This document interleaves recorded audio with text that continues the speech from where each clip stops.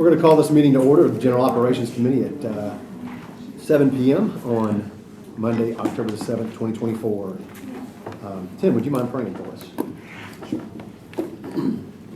Dear Jesus, thank you for this evening. Thank you for this committee, Lord. Help us to do this work of the citizens. Help good decisions to come out of this board, Lord. Amen. Amen. Amen. All right, do I have a motion for the approval of the agenda? So moved. Motion by Commissioner Miller, second by Commissioner Moss. All in favor say aye. Aye. Any opposed? All right, motion carries. Motion for approval of minutes. Motion. Commissioner Jones, Second. by Commissioner Klein. All in favor say aye. Aye. Any opposed? All right, recognition of the public. All right, when I call your name, please come up here and state your name and address for the record. You guys, I know how to do this. And I'm going to set my watch alarm for 5 minutes for public speaking. So Mr. Jim Latimer is first.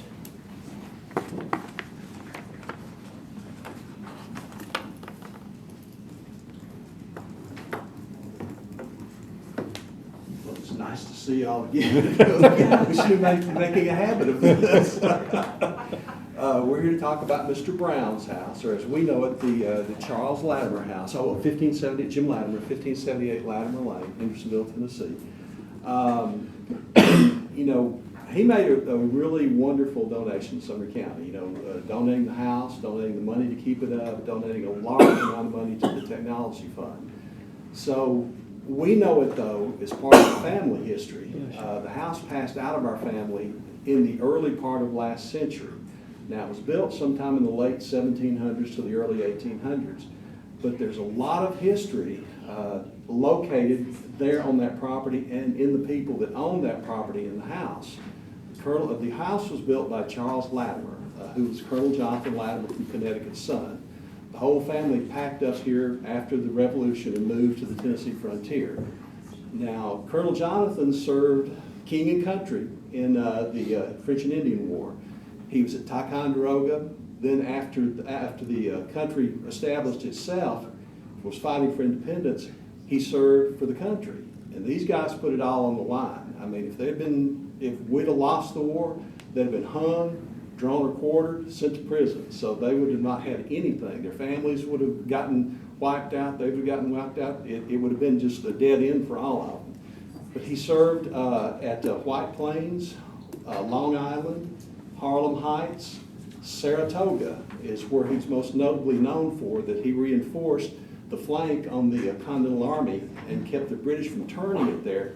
And General Gates afterward complimented two especially fine militia regiments for Connecticut that, you know, helped win the battle. And of course that battle let the French see that the U.S. was a viable prospect, and they came in on the side of the Americans and helped to turn the tide in the American Revolution. Now, he also served there with Benedict Arnold, who was a friend of the family. He knew them. He saw Benedict Arnold again at the Battle of New London, Connecticut, where Benedict Arnold came in and burned the town of New London, Connecticut, and Colonel Latimer had to come up and relieve what he could after the town had been burned. After that, they moved here. After they got here, his sons took part in serving. He was a little old at that time when he got here, but his sons took part in the militias. One, Nathaniel, was killed at the Battle of Rock Island when they were chasing a bunch of Indians who had been raiding in the area. Another son, Witherell, was at Buchanan Station, which turned the Indians away from destroying the little community of Nashville. So there's some question about another one of his sons possibly being killed by Indians, but we don't know for sure. He died in 1806, and then the farm was in the family up until the early 1900s. And it's still, some parts of it are still in a portion of the family right there, but the old house passed out then. So that's a log structure. It's a very historic home, and there's a lot of history tied into it. And we would love to see that preserved, you know, and take advantage of what Mr. Brown left us. But it is a very historical house that needs to be preserved for future generations of Sumner County. And thank y'all. Good job. All right. Mr. Tommy Latimer.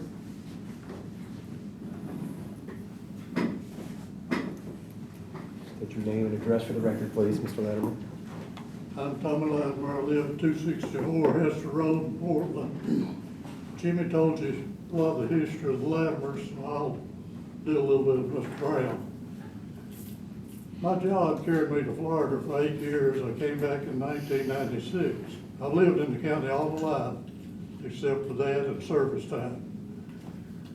I met Mr. Brown and Miss Martha in 97 or 98. Jimmy told me about the old Latimer house, which I have worked on Latimer genealogy for more than 50 years.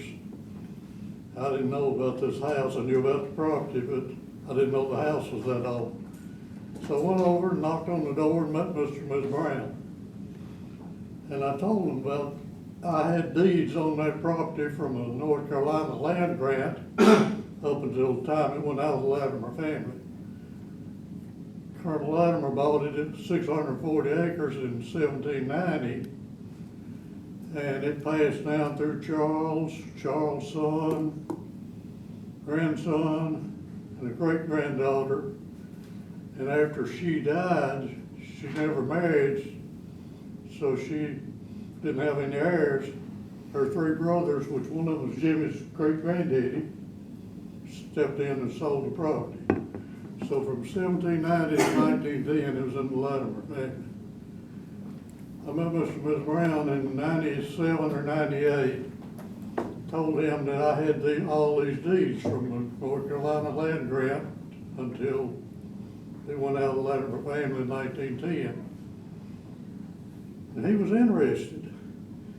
He said, can you get deeds for the rest of it down to me? I said, well, I'll go to the Register of Deeds office and see. And I did. Gave him a copy of all the deeds from the land grant till the time that he got it. And the way he got it is Miss Martha and her first husband bought that property in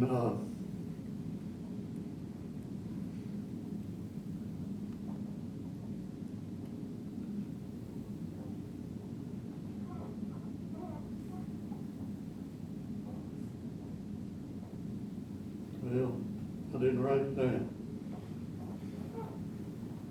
Can't remember what year it was.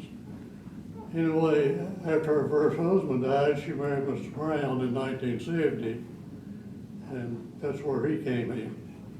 They lived there until both of them died. She died in 1910, he in 17.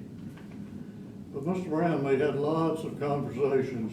After his wife died, I would go visit him, talk with him, and he wanted all these deeds, so I gave them to him, and he showed them to Dr. Phillips. And Dr. Phillips seemed to be impressed. So one time I visited Bill, he told me, he said, well, I've decided what I'm going to do with the house. They had no heirs. I said, okay. He said, I'm going to give it to the county school board, and they're going to maintain the house. I said, great. I want to see the house maintained. So I went and I talked to Dr. Phillips, and he told me the same thing. In fact, he told me we might even move the county school historical museum / library out there. But I think Miss Kay Hurt didn't like that idea, so I don't guess they'll do that. But anyway, after Bill died, the county did take possession of it.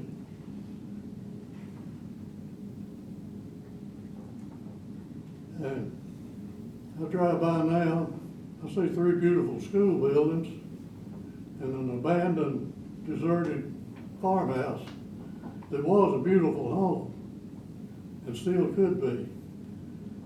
I ask you to preserve this old house. That is my only interest. This house, Charles got the property in 1797.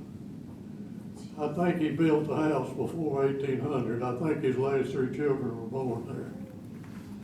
But it was in the Latimer family until 1910. And then it went into the Griffin family, and it passed down through their family 3 or 4 different times. All of them was still in the family. It might not be the name, but all the deeds says for $5 or for $10. It wasn't a sale until Miss Brown and her first husband bought it. Then it was $45,000, so that was a sale.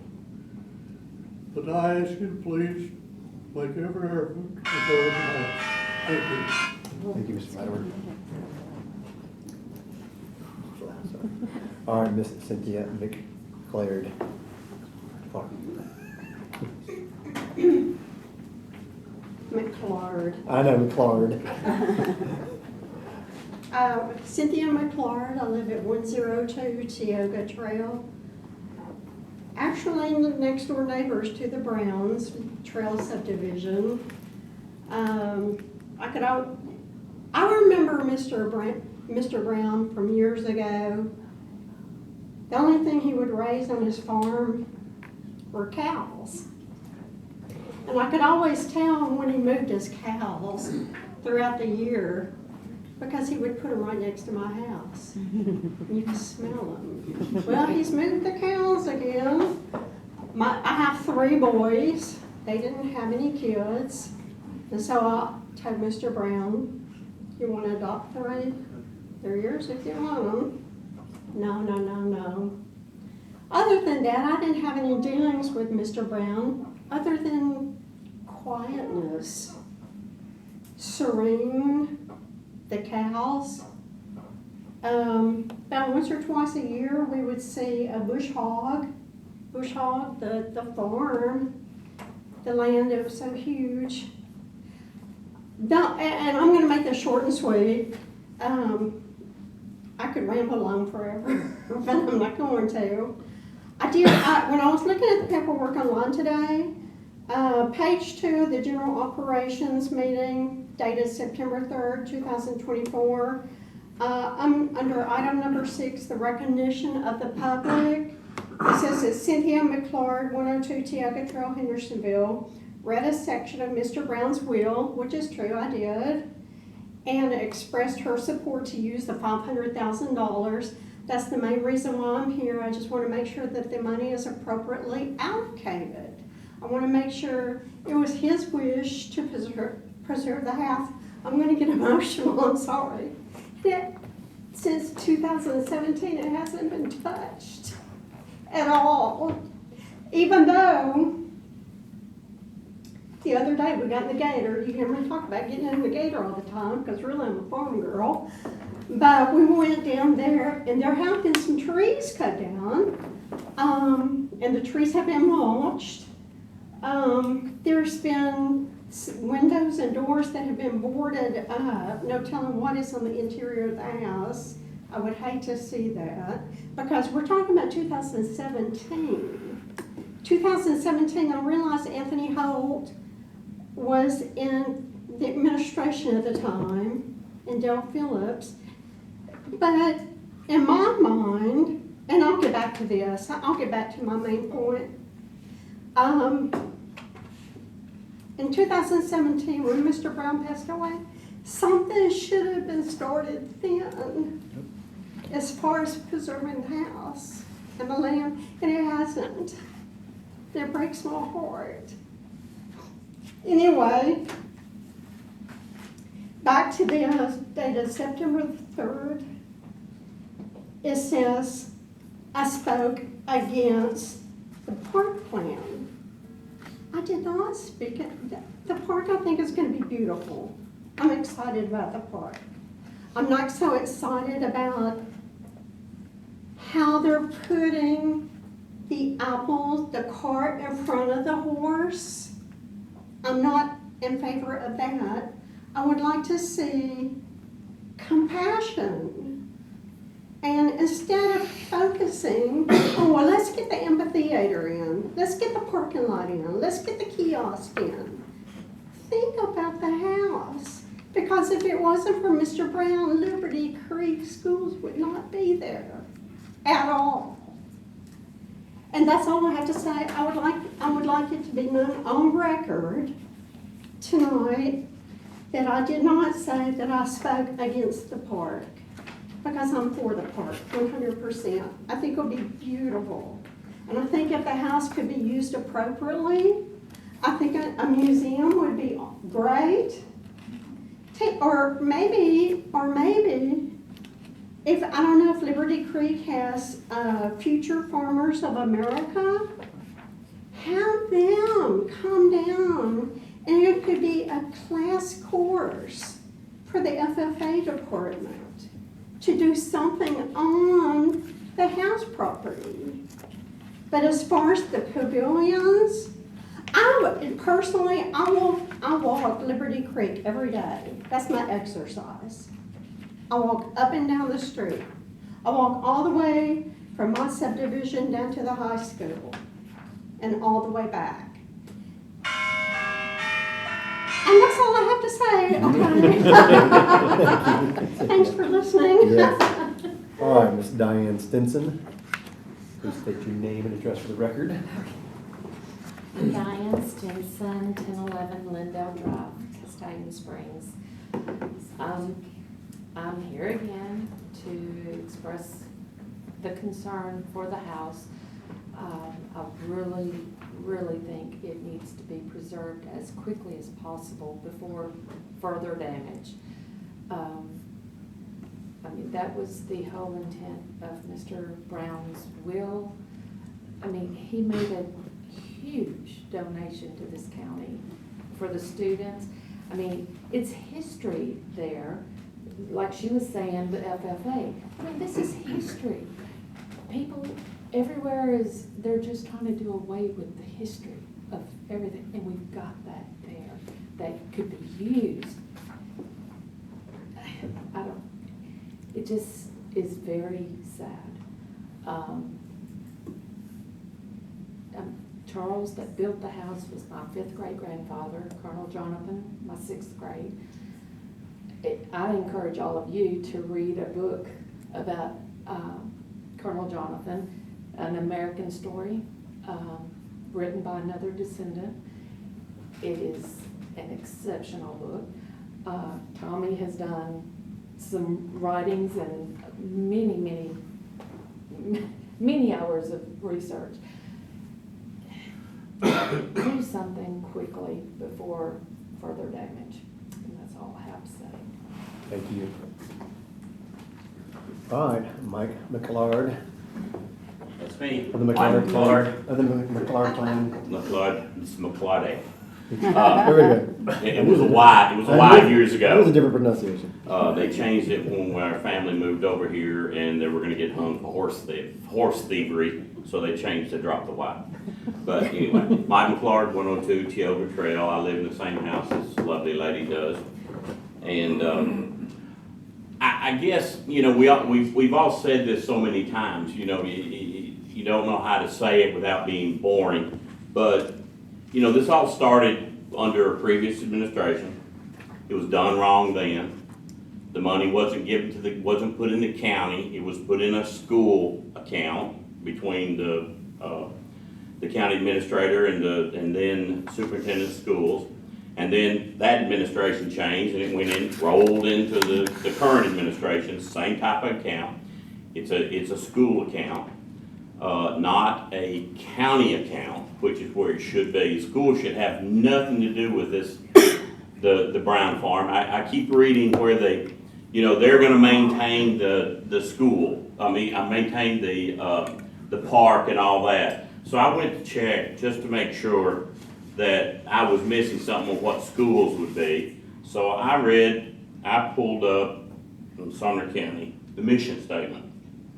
Sumner County Schools commits to growing learners who are college and career ready through quality instruction, effective use of resources, building a collaborative culture and strong leadership. Now hang on a minute, I may have missed something. Let me read that again. Sumner County Schools commits to growing learners who are college and career ready through, messed up the same thing again, through quality instruction, effective use of resources, building a collaborative culture and strong leadership. Nothing does it say about running a park or keeping a park up. I mean, that's, schools need to teach our children and keep them safe, but not run parks. Now, the money, I would even be okay with where the money was put in the county if it was actually being used for what it was supposed to be used for. But, since 2017, other than what she was talking about, some new boarding put up, that at least they did cover up and caulk the hole they cut a couple of years ago so they could see whether it was actually logs in there or not. They did cover that up, thank goodness. The only thing they left open was the to get under the house, and they may have done that because they thought some critters were under there, and after being open for 8 years, I guess they probably are. But, you know, we need to do, you know, what I was getting ready to say, that, you know, that money would still be okay with where it was in those accounts if it had been used, but it's not been used. It was used to match funds to get this 1.25 million grant, or, well, $625,000 grant. It was used for that, not to take care of the house, and that should have started within months of Mr. Brown's passing. Somebody should have went in there and done an audit, figured out what it was going to cost, and get to work. And if nothing else, stabilize it. And you know, it's just been done so wrong. And I know the mayor and I were talking here a few weeks ago, and he said, you know, we don't need to lose that $625,000. You know, that just doesn't make sense, losing money. Well, you know, sometimes if something's wrong, maybe you need to lose it. Maybe you don't need that $625,000 if it's, I'll just call it blood money. If it's not right, if it isn't done right, then why do it? But just, it needs to be taken care of. Now, as Cindy said, they have gone in there last week. There was a tree had fallen right in the front yard. They took that down, chopped it up, ground it up, and mulched it. Caulked off, put new boarding up on all the doors and windows and caulked and everything, and that's fine. But if there's any leaks in the roof, they didn't do anything to address that. It just needs to be done, taken care of. And maybe the mega park, I'm with Cindy. I mean, you know, we live right beside it. Half of that's gonna be right beside my yard, and I've got no problems with that. It needs to be, it just needs to be done properly. I mean, this has just been I'll leave off part of what they say in the military, but this is a cluster. And it just needs to be done right. Thank you. All right. Thank you, Mike. Mr. Kevin Bagert.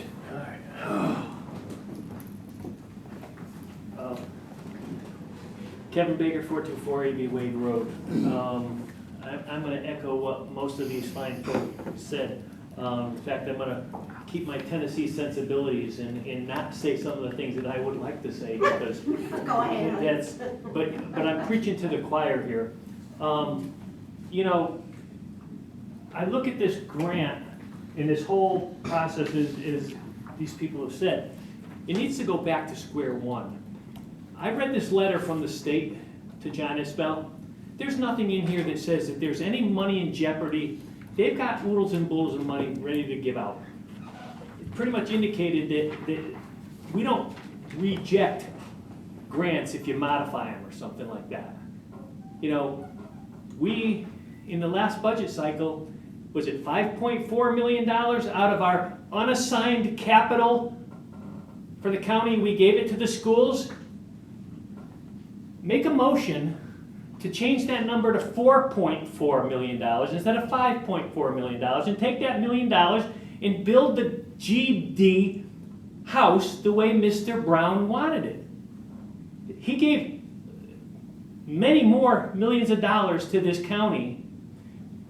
Put the cart after the horse. Put the horse in front of the cart. Build an appropriate, you know, and I would also recommend this. You've got a bunch of passionate people that have been showing up.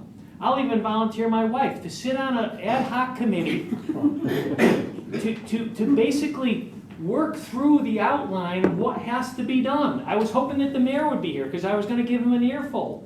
This is his opportunity to put his stamp on a new legacy, that he creates something that everybody buys into.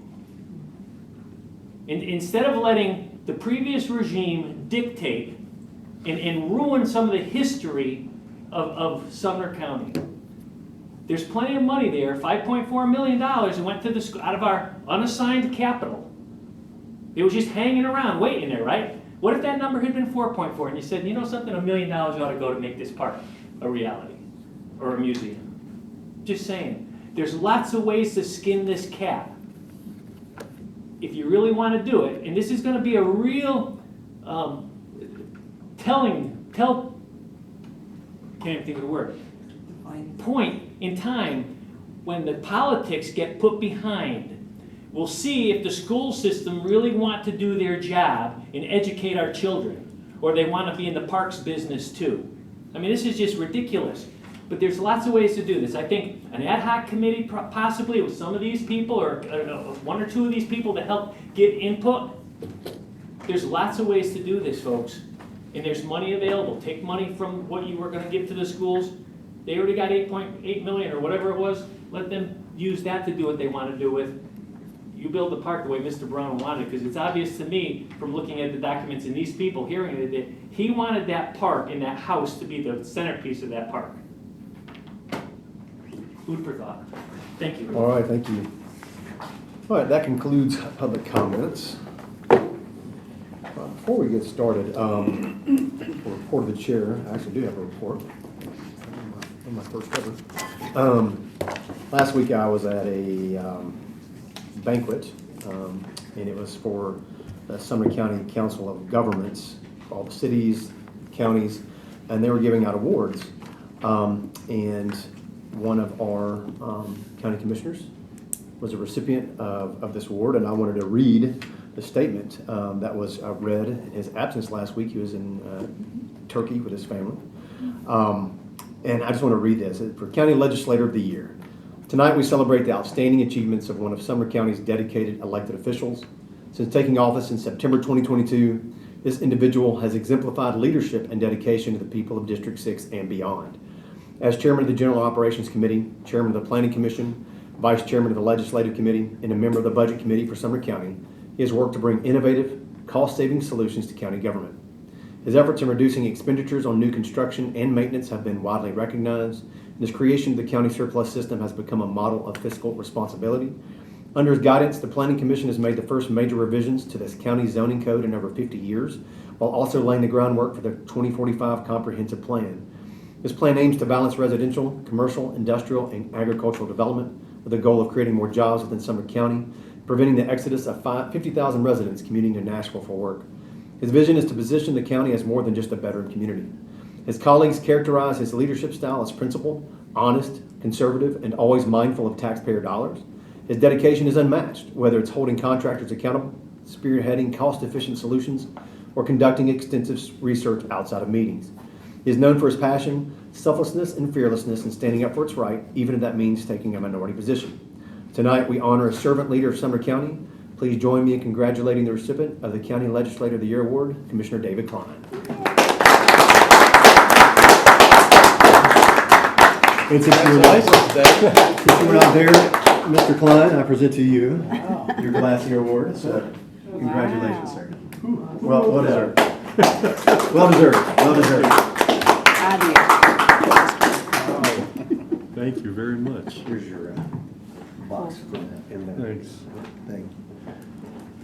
So, honor and pleasure, Commissioner Klein. Appreciate all your hard work, and the County Commission. Why don't you pass that down to him as well? Thank you. And I will say, before we get started, I think one thing this county could use a little bit more of is a little Jesus. Just a little Jesus. I think conduct of some would go better that way, so our county would definitely run smoother. Report of the county mayor. County mayor is absent. I do know that there are items A, B, C, and D of capital projects and ARPA projects update, which is in your packet on page 32 through 37. I guess there's not a status we're going to get on roof parapets or archive building, storm drain and Franklin Street update on bid documents, and the Lower Station Camp Greenway appropriation for repairs. Is there any questions or a motion to discuss or anything from this? I'll make a motion to discuss. I'll second it. All in favor, say aye. Aye. Any opposed? All right. Commissioner Klein, do you have something to add? The questions are about this, like where, on some of these projects, the roof for the jail or archive or. They're vague. I went through it and made a bunch of notes, and We're not gonna go through this I left it at home. But Give me the award back. you know, for instance, if the jail roof is done, I would like to inspect it. That is our job for the taxpayers. of the county to make sure that that job was done right. And I'll do it by myself, but I think that at least one of us from this committee should go up on that roof and make sure that it was properly done. That's just one of so many things. The roof and parapets for the archive building, the roof is not being repaired, it's only the parapets. And this has been dragging on for 2 years at least. The storm drain in Franklin Street, same thing. And so my question to you, Mr. Chairman, should I address each one of these points and send them back to this committee so that we can refer it back to the mayor? Because the information we're getting in a lot of cases, you know, in that 6 pages is pretty vague and doesn't really tell the whole story. And if we're going to do our jobs as the representation of the people and their money on all of these projects that are ongoing, we just need better information. That sounds like a good idea if you're willing to do that. I know there, under the capital projects, and I was going to give an update on the Hendersonville Health Department. Never mind, that's an old business, so I'll wait till we get to that. I did talk to Hal Hendricks about the Well, let's go ahead and cover that. It's on under page 33 is a report from the county mayor, but I did get an update from Hendersonville Alderman on the planning commission. The Hendersonville Planning Commission did approve the plans for the site plan, I guess, and for the architectural plans and for an expanded parking lot for that location. So I think it was a unanimous approval, if I remember from reading the minutes correctly. So as far as that is moving forward, I know that Hal Hendricks was going to have a meeting, and I think you requested to be a part of that meeting. Yeah, and I will be at that meeting next week. Okay, great, yeah, and I know I've emailed him about that as well, so Okay. I copied you on that, so. Okay, good. So that kind of takes care of that. I know you were waiting for a Gantt chart for the Hendersonville Health Department. I was going to go ahead and address that since we're doing this under the county mayor's report. Is there anything with that, or? Well, this is going to take somebody who's going to take the time to build a Gantt chart. Is this something you want to keep on old business? Yeah, I do. Okay. I do. Commissioner Jones? I had a question about the health department. You'd mentioned expansion of the parking lot. When this was first conceived, it was said all 28 supposed to be to get done 30. within the same footprint. I saw something on the minutes. I don't know what the footprint was supposed to be, but it said something like going from 28 parking spots to like 30-something parking spots. Is that increasing the footprint of the building? Does anybody know? I haven't seen the new footprint, so I don't know. Because if they approved it, I just saw it on an update from a Hendersonville Alderman this afternoon before this meeting from the Planning Commission approving it, and I just happened to notice that quickly. we So also have to approve it? I don't think so. This is Hendersonville. It's within Hendersonville city limits, but it's the county health department, right? No, Hendersonville, it's their planning committee, Yeah. their zoning, I guess, but definitely the planning committee. So I'm not sure to answer that question, but I mean, they've submitted the review to the planning commission, and the planning commission approved or whatever they did. It would fall into their jurisdiction since it is within the city boundaries. But it's on county property. It's school property. It is, it's school property, but it's not We county property. talked about that in the very beginning on whether, I know it was a big point of contingency for Mr. Hyde because he was talking about the footprint of that health department eating up more school grounds. I just didn't know if that was a point of discussion where we needed to approve the Well, plan too. We're not gonna answer any questions tonight. We don't have any information. The mayor's not here for the 5th month in a row. I think this And, is the Sixth month. I think. okay, 6th month in a row. So we'll have to just reach out to Hendersonville about that and ask their planning commissioners, and get information from them directly, about that process. So, but obviously, so we're waiting for anything else under capital projects or questions. I mean, we can't answer any questions here, so the mayor's not here.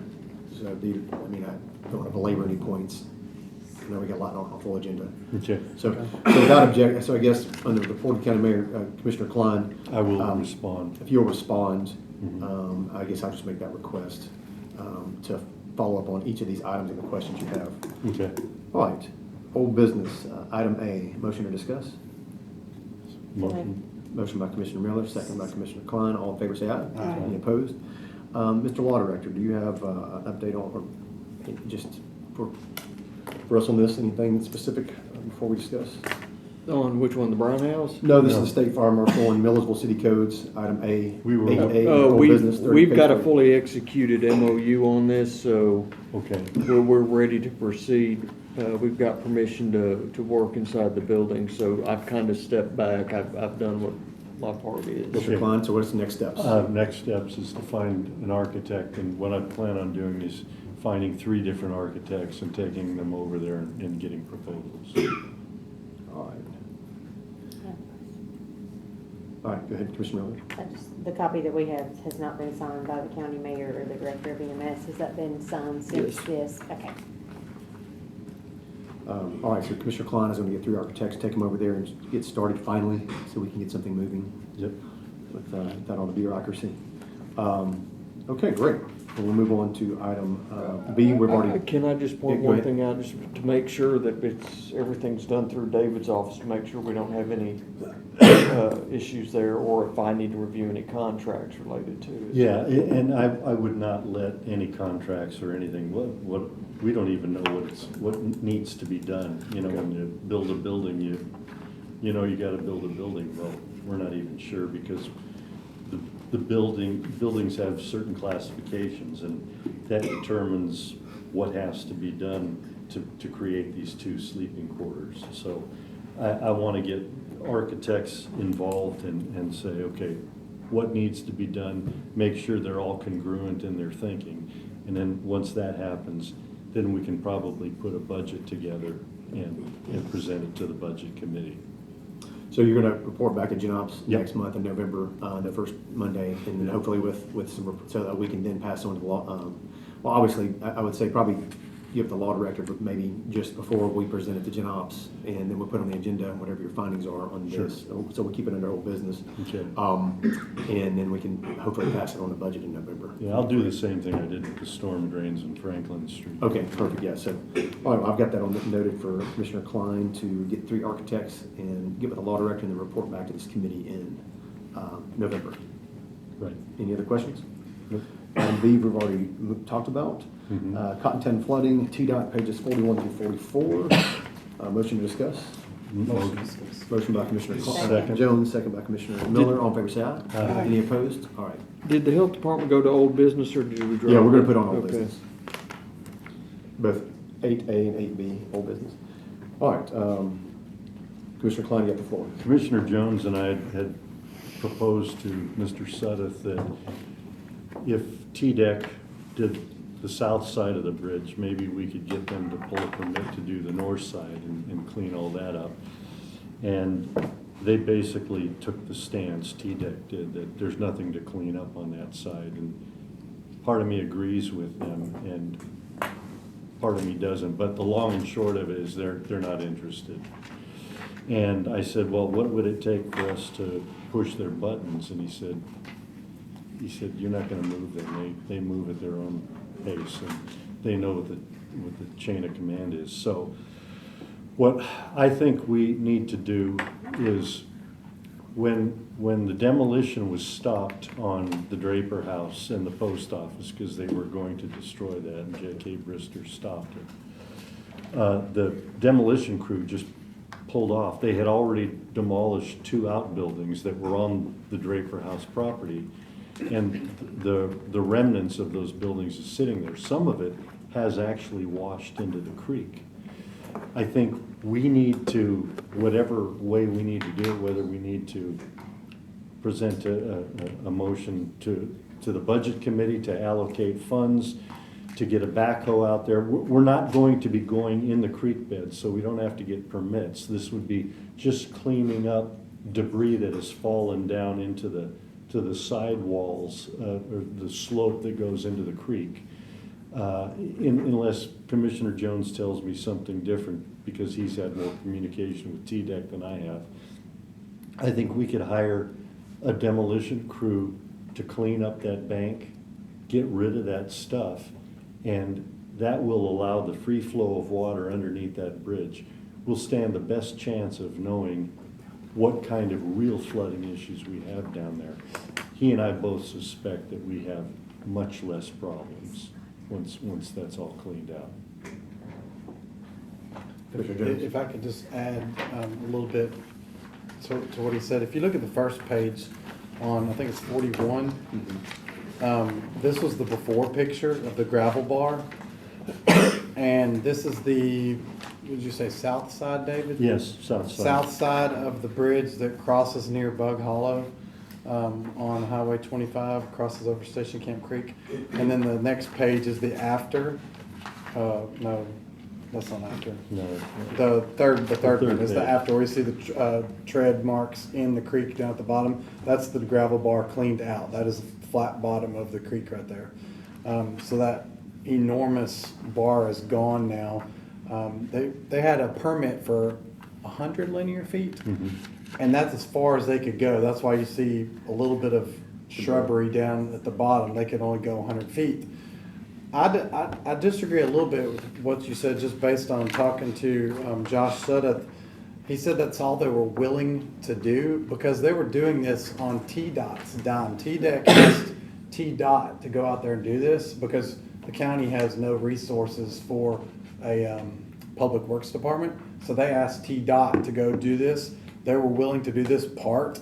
The other side, they just weren't willing to do another permit and to do more work on their dime.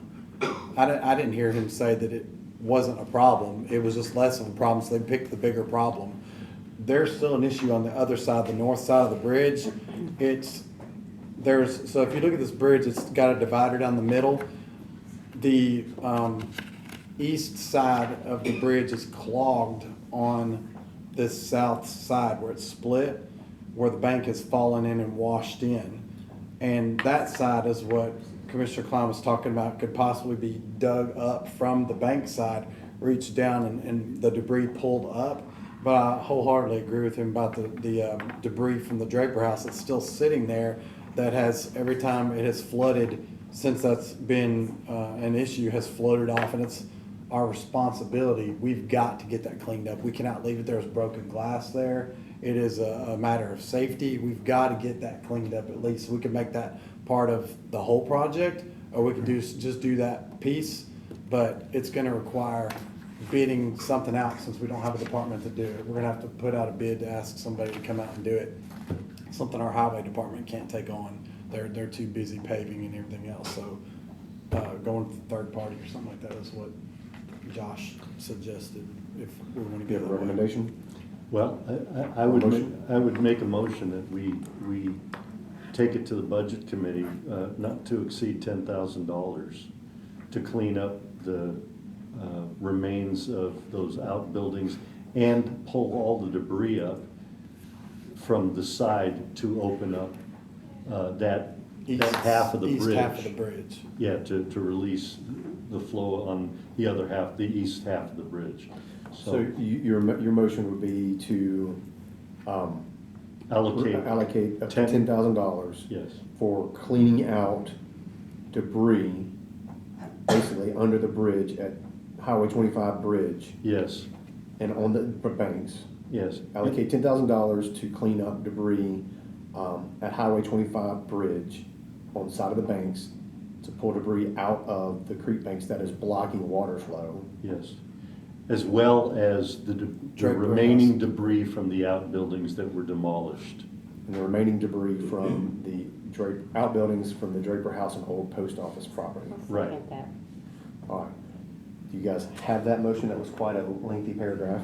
I need it one more time. So basically the motion is to allocate up to $10,000 for remediation and clean out of the creek bank off the Highway 25 bridge, under the Highway 25 bridge, The north side of the bridge. North side of the bridge, yeah. north side of the Highway 25 bridge on the creek bank of the old Draper House post office property, and cleaning out old construction debris or building materials from those properties out of the creek bank. Right. Trying to be careful not saying creek, because we're not doing creek work, we're doing creek bank Creek work. bank, yeah. You want me to repeat that again, or? As well as the remaining debris up on the property. Okay, as well as the remaining debris on the property, so that is your motion. Yeah. And it was seconded by Commissioner Moss.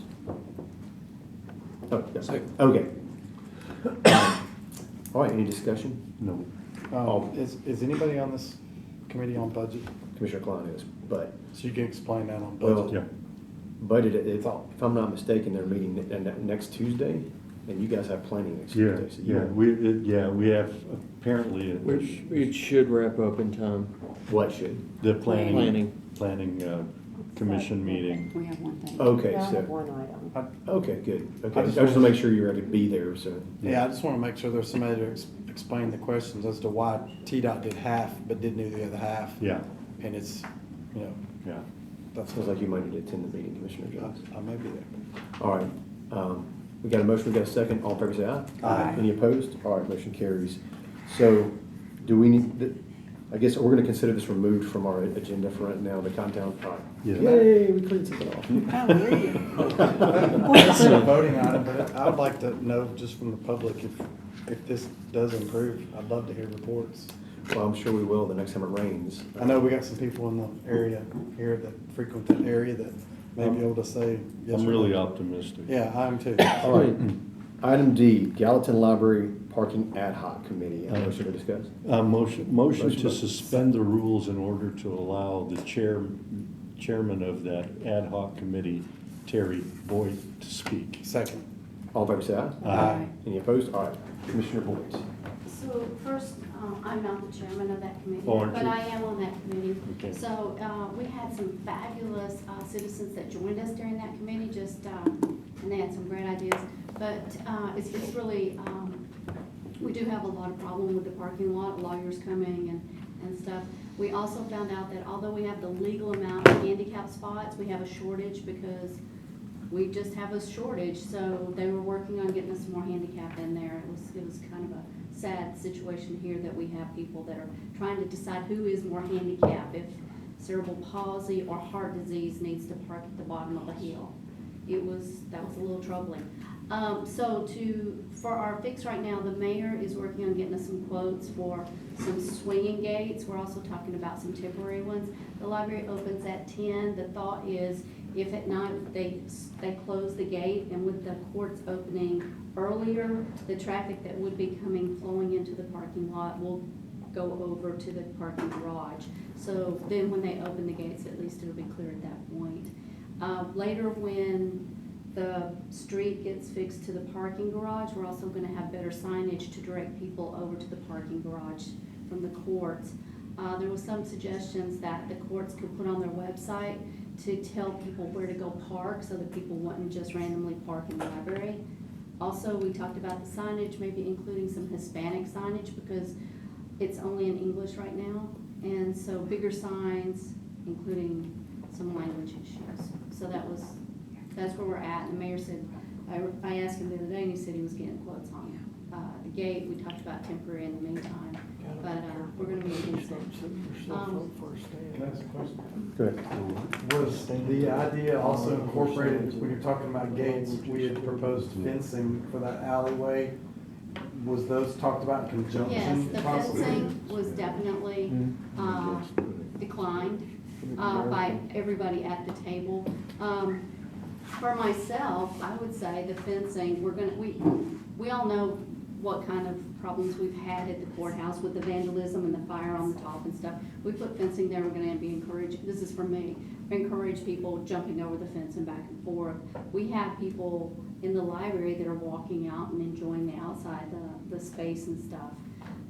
As far as like what size fence, how to maintain the fence, we thought we'd like to just try a simple, as cheap a fix right now as we can, which is just closing the gate and that by 10 o'clock they should all be where they're going. With the option of maybe adding that if needed later? There's always an option.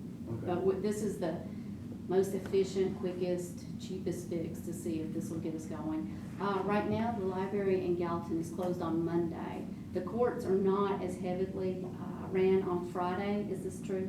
Probably. So we really only have Tuesday, Wednesday, and Thursday that are problem days that the courts are running and the library is open. So what would happen during Mondays when the library's closed? Would the gate stay closed? It will be up to the library director. She can leave it open. She's gonna be in charge of it. So if they're not using it, if you'd like me to take back to that committee I would I mean- suggest leaving it locked, because you're gonna create a bad habit for people that are There used to was using talk it on about, Mondays. but we can do that, we can talk about that, I'll take that back. So, Can you agree? But for right now, this is where we're at, and I can take that back.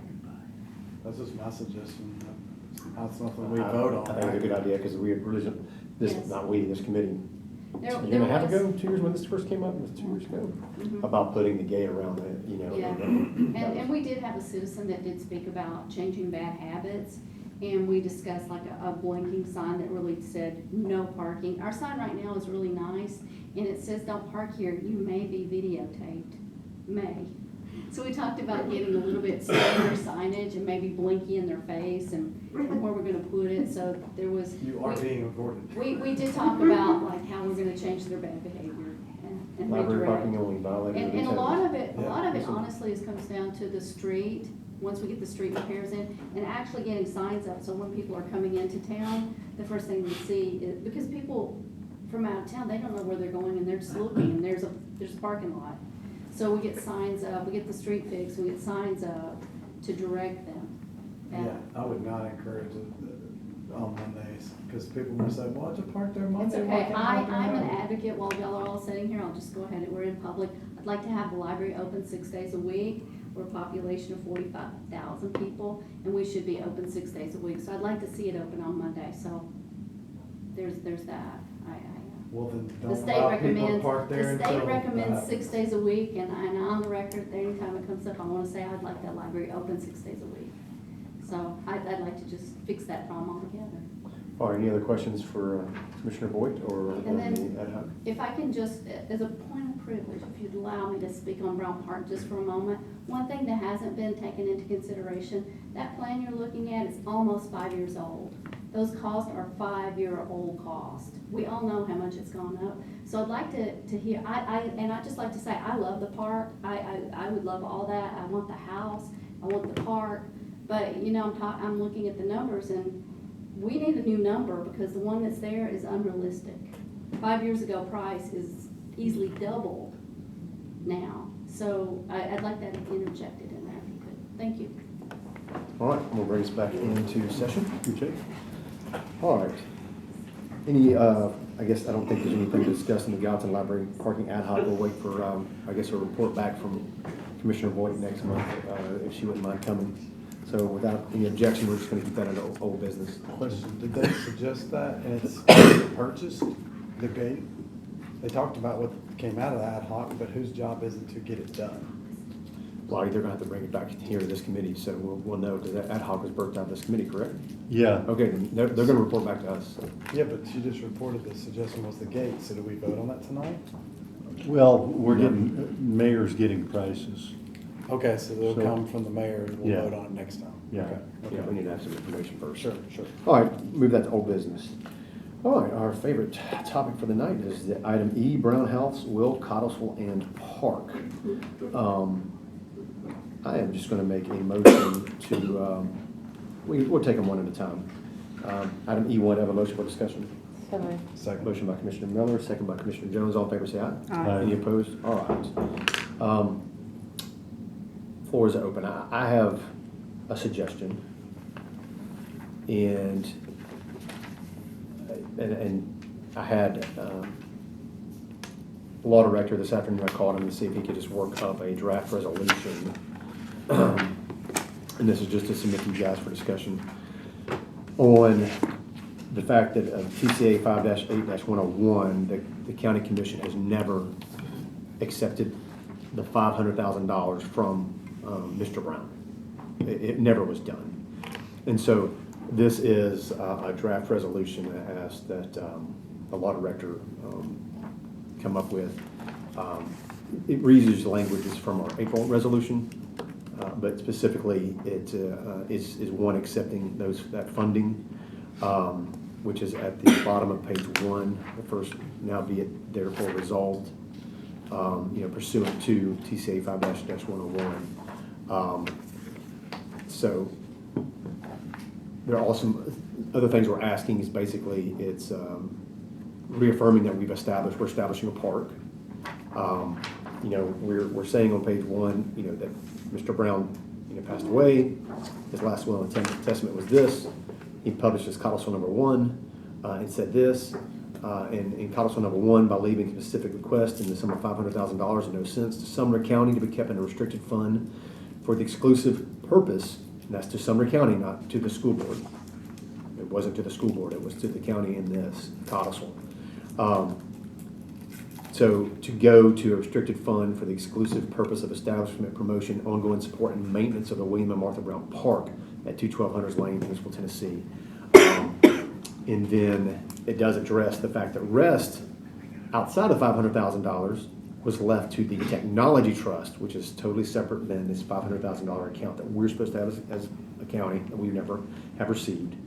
But I just feel like we need to have forward progress and make some steps to okay, we still don't have the $500,000 because the trustees are wrongly and incorrectly holding them separate from what they're intended to be.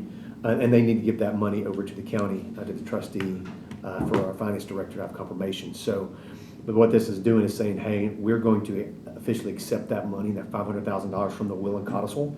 So that's item number 1 because it hasn't been done. So I think it's prudent that we do that. Now what happens after that is,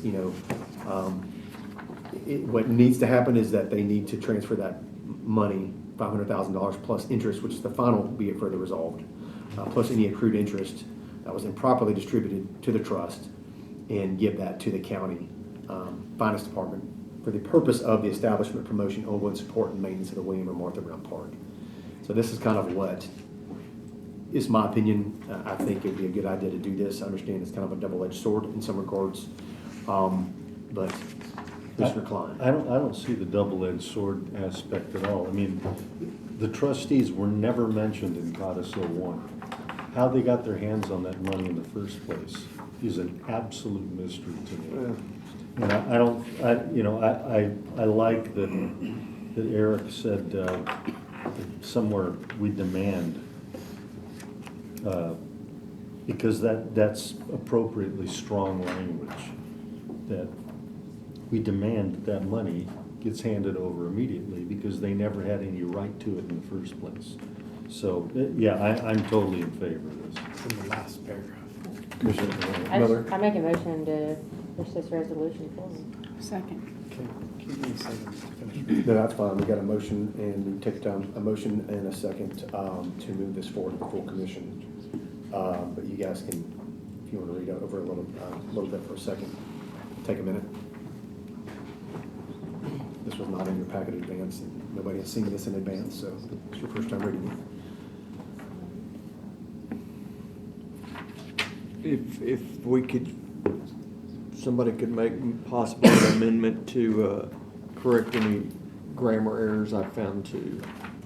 All right, I'll make a motion that before this goes to the full commission, that the law director would have a discretion in basically correcting any copy or edit grammatical errors in this document. We got a second by Commissioner Klein. I'm going to go ahead and vote on my amendment. All in favor, say aye. Aye. Any opposed? All right, we're back to the main motion. Take your time. There's nowhere in here, I don't know how important it is, that speaks of the house being the centerpiece of the park, but I think the intent is just to get the money transferred to the county where property is, so I think that's okay.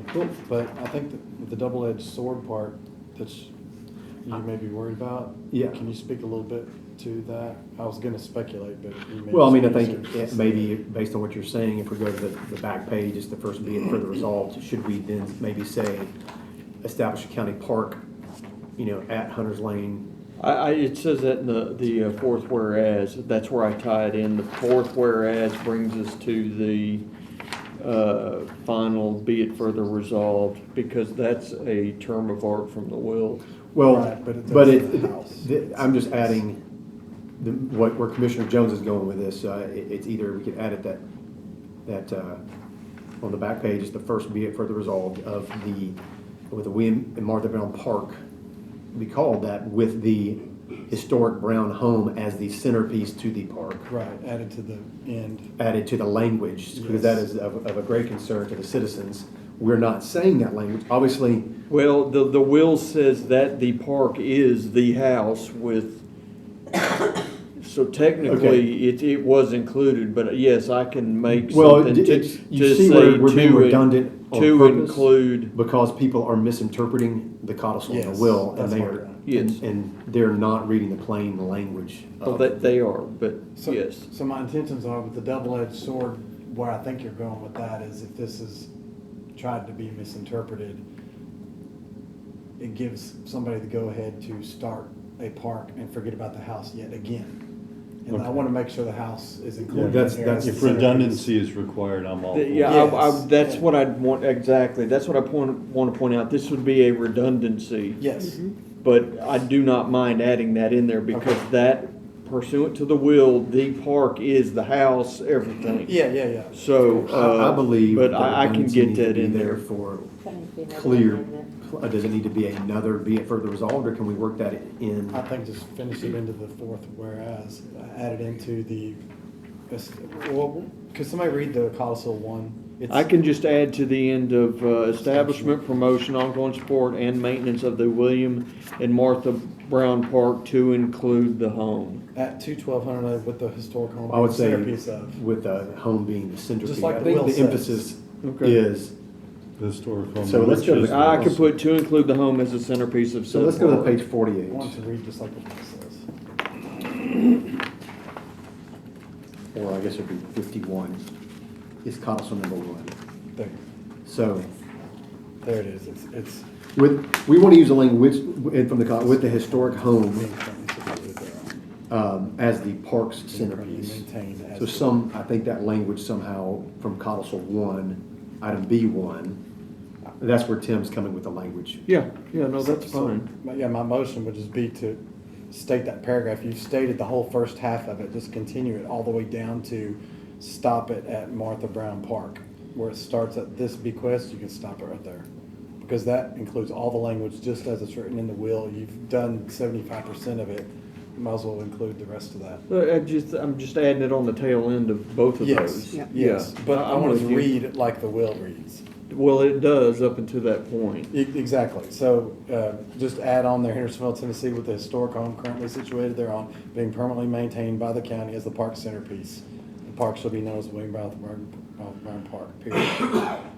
That last sentence could drop, but Yep. you could drop that last sentence. All right, so that's an amendment. You have a motion by Yes. Commissioner Jones, Second. second by Commissioner Klein. Any other questions on that, Mr. Law Director? Are we clear on that? Do we need to put that both at the fourth whereas and maybe, I guess, the first be it further resolved on page, back page? I would think it'd be the last, The last. be it further resolved. Okay, gotcha. Well, the first be it further resolved talks about the park without a house, so that concerns me. I'm concerned about that language personally. Go ahead, Commissioner Moss. When they start this, will they start this house first? That's what we want to have, Okay, that's what we need. but we don't know. We need to get the house started first. Agree. And I agree, that's why I think it's 100%. important from, in the language, that's why I understand from you from a law director perspective, but we're doing like the third grade reading comprehension level perspective here, That's, the bar's really low for that in Sumner County. So, Commissioner Jones. so the intentions of this is just basically for the transfer of the money. This has no intentions for how the park's gonna be started or whatever, but. This He's is right this is a required step to get to that phase. Right, so I just wanted to alleviate his concern, but he's right in thinking that way. We all need to be thinking mindedly that it's going towards the house first. So adding that in here gets you thinking that way, but the next step will be in how we're gonna do the park. I think that discussion's coming later, right? Yeah. So your okay amendment with this. is to use the language from the codicil, and we're gonna put it at the end of the fourth, or Whereas. work it in within the fourth whereas. You're gonna work it in to the last, be it further resolved. My question is, on the page 2, the backside, the first, be it further resolved. I'm reading this, I feel like it needs to go there, I might just be hypersensitive to this. No, If you guys feel it reads the same, go ahead and put it on there. so, because it's establish a county park to be called this, but I think it needs to say with the historic home being permanently maintained as the county by the county as a park centerpiece, I think that needs to be redundantly in that first be it further resolved. I That's don't just. think you can say it too many times. I don't disagree with you, but if you read that, it says pursuant, that pursuant terms, there's another grammatical error too. Where's that at? Pursuant. Of all conditions or restrictions of said will and codicil. The will and codicil specifically break that down. So I will add it if you would like, but again, I think it's redundant. I agree, it needs to be redundant. I think the redundancy needs to be there because we're in this jam because somebody did not know how to read and comprehend item B1 of the codicil. I disagree with that interpretation, but Or somebody didn't intentionally ignored item B1 of the codicil. but I mean, it's y'all's resolution. I'll do whatever you tell Are me. you amenable to that as Yes, part of your yes, amendment? So yes, those three yes. spots. Add it to Okay. both places. Give us a second, David. Mr. Klein. So you okay with that as the Yeah, second? I am. To those three locations. We Where's the understand. third one? Where's the third one? The first one is the fourth whereas Yes. on the first page. And then the Second one is the first be it further further resolved. resolved. And the third one is the third be it further resolved. yes, yes.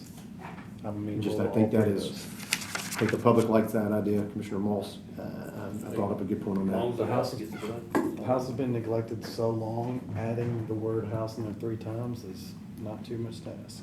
And if I could just point one more thing out, I keep bringing this up, but remember, park, as it's defined in the will and the codicil, is not the park the schools proposed. I know, it's totally different. So as long as everybody understands, It's- this park and house can be whatever the county commission decides it's gonna Right, be. we're only talking about the main park.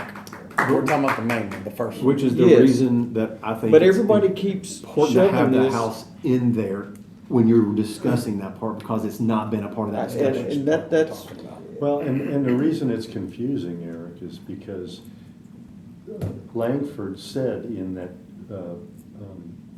MOU, there is only one park. And we're talking, there's 2 parks. The house and the property around it is one park. Yeah, that's the William and Martha Brown Park, the Correct. house. Right. Then you have this that's the point I'm extraneous trying to make. The 88 acres. that is not originally a part of what we're Because calling. that and the term trustees of the park money, that's another misnomer. There is no trust for this money, it's the county. Correct. The county's supposed to have control of that money. Yeah, I mean, I don't see anything about trustees for the park. money. I don't know Yeah, that. anytime- No, but that Trustees of keeps park getting money's rolled probably into the correct. conversation Yeah, as that- this moves on. I keep having to re-explain that. There are no Correct. That trustees and of what the money. park entails. This So- is 2 different things. All right, any further discussion on Commissioner Jones's amendment to this draft resolution? All in favor, say aye. Aye. Any opposed? All right, now we're back to the main motion. Any further reading on this? You guys feel good about pushing this forward to the full commission? All in favor, Who's, say. who's gonna, It's a you're general. gonna present it It's a as general. to the, Yep. okay. All in favor, say aye. Aye. Any opposed? All right, motion carries unanimously. Great. All right. Good job, Eric. Is, All right. is that chance gonna go budget too? Nope, They got something separate coming out? I don't know, this is, we're done, we moved on to this, we're out of order on this one. Item 2, under old business, E2, is Resolution 2110-02, approval for submission of TDEC grant application. I don't think there's anything to look with that. That's just, we've gone over that before. We've gone over the codicils, the miscellaneous is from page 57 through 51. This is information that Josh Sudduth presented last February to the Planning Commission in email, so this was in our packet, all in our packet last month. Grant contracts, page 72 through 87. That was, for the first time we saw that, was last month. Thank you, Commissioners, for getting that before us. We had never seen this before. Overall project timeline, we've seen that before for this. Let me see, let's go through 88. Yeah, that was just what was presented to you guys last, October, November. You've never seen that before. And this does not mention the cross-country track that got mysteriously thrown into this. I would like to make a comment about one of the items on here. Is that All right, is that okay? let's make a motion to discuss which one. Which Number 6. E6. Motion for discussion on number 6 by Commissioner Jones, second by Commissioner Miller. All in favor, say aye. Aye. Any opposed? All right. I'll just keep this short. When I read through the project timeline, I was very upset, but baffled a little bit about why there was apparently progress being made in at least one meeting where the park board supposedly met and didn't discuss or bring anything to the General Operations Committee with anything that they talked about. They were doing their own conversations about this and not including us in anything, so I find that very. Well, I gotta go back, I mean, you're going back to a Parks and Recreation Board that does not exist. Right, It's that's why I said not- supposedly had a meeting. so- Correct, I mean, but it doesn't exist, because Everything they've done is null and void. Yeah, right? this is moot. it's a moot Yeah. point, so Okay. we'll move on real Sorry, quick. go ahead, yeah. No, now, the email regarding the historic home on page 101, I'll make a motion for discussion. So moved. Second by, motion by Commissioner Miller, got a second? Second. By Commissioner Holmes, all in favor, say aye. Aye. All right, so this was something that we did not have last month, that was included in the budget agenda for September. I thought it was important. It is related to what can or can't happen. This basically, it's just reaffirming everything that Commissioner Jones had found out last month. I did call TDEC after our meeting last month and did email them as well. And the same person who, we'll get that on the guidance letter that was referenced during public comments, which is item 10. The same gentleman, Bradley Smitty from TDEC. I've been in contact with him. He is a grant specialist at the Tennessee Office of Outdoor Recreation. But a little bit of what Ms. Norfleet's letter here on pages 101 through 104 are dealing with some of the things from those letters. I think we've got more to get into in item 10. So without any objection, I think items 7 and 9 are kind of redundant. We can still discuss item 7 if you have a question of Norfleet's letter. But again, this was in the budget packet during September, and now it's here in October for us.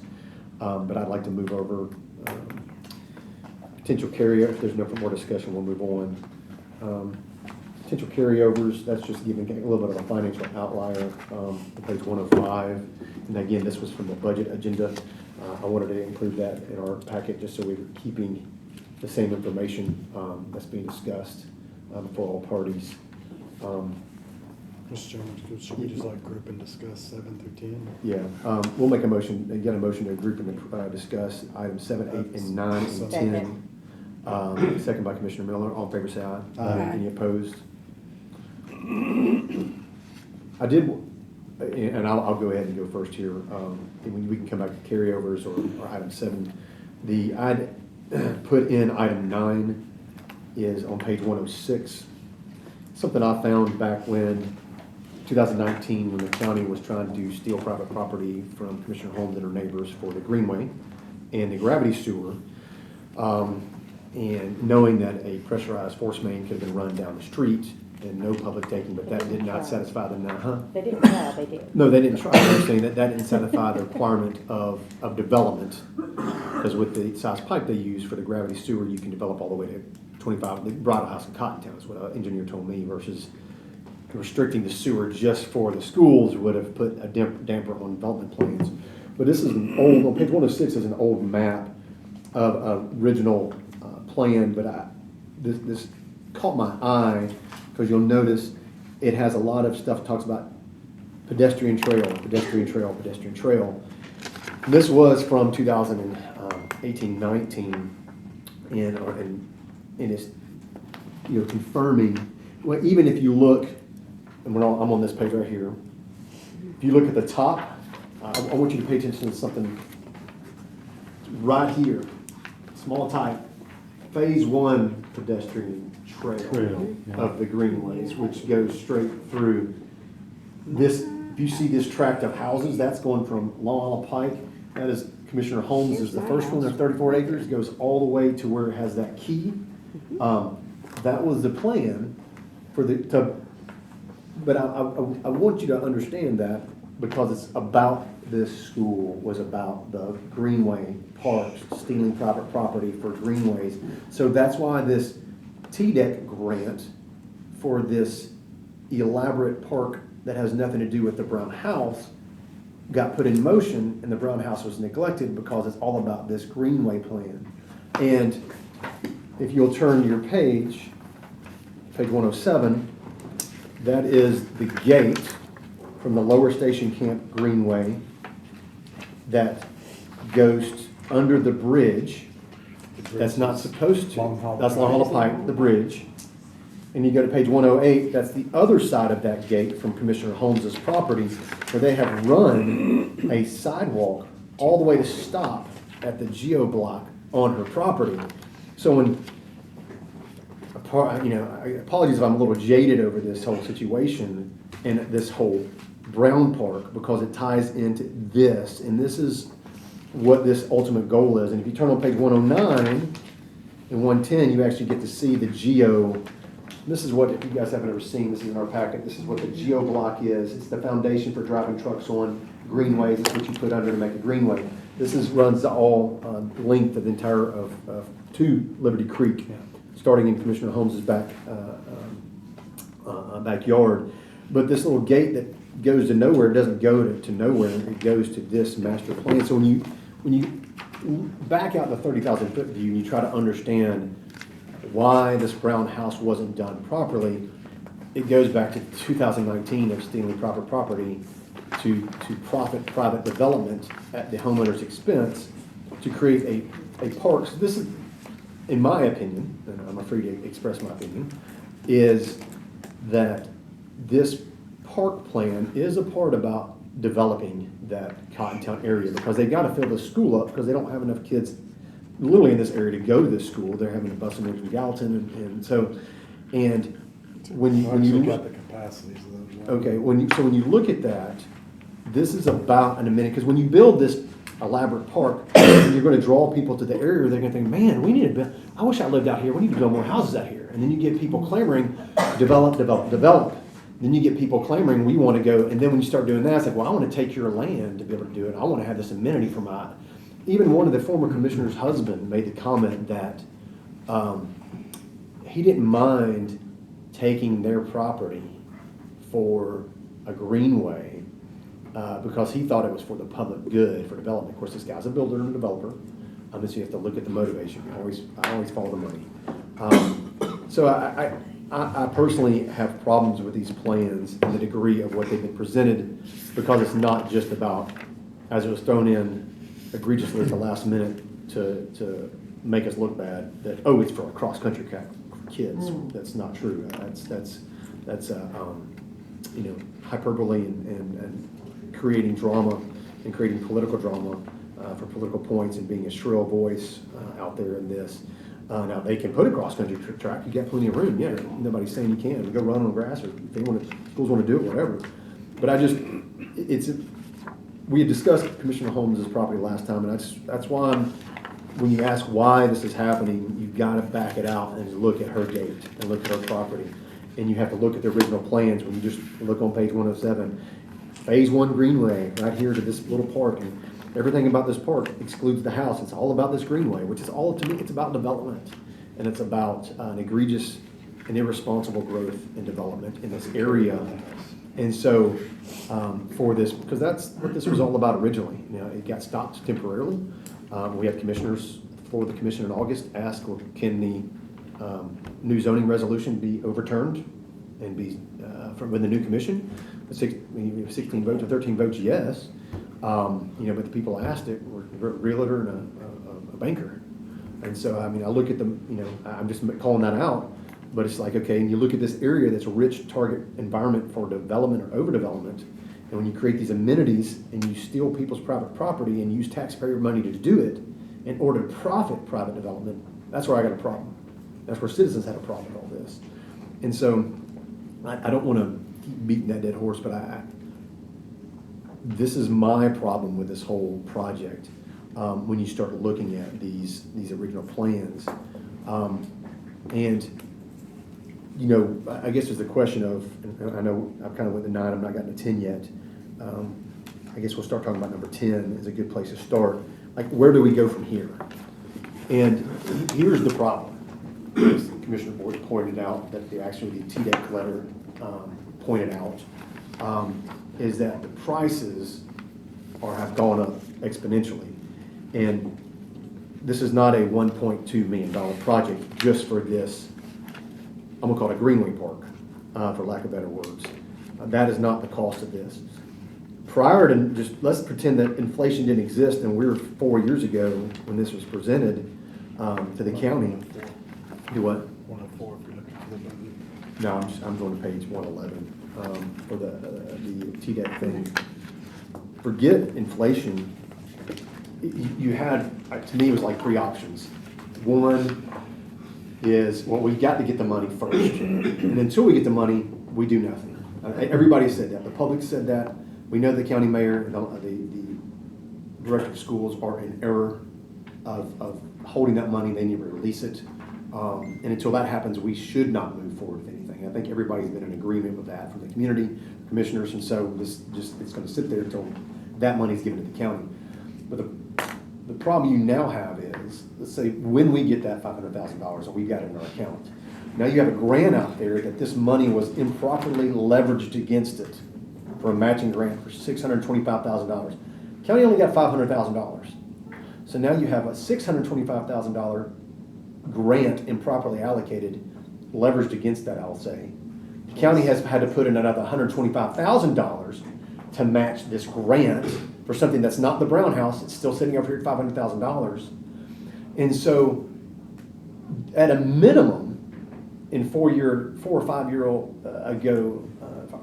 years ago dollars, this was going to be a $2 million project.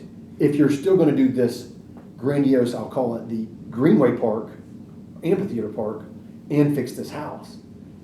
And so here we start, what started out was a $500,000 free gift has turned into a $2 million project, of which at least $1 million, you get $625,000 from the grant. If you get that, it doesn't go for the house. You got $500,000.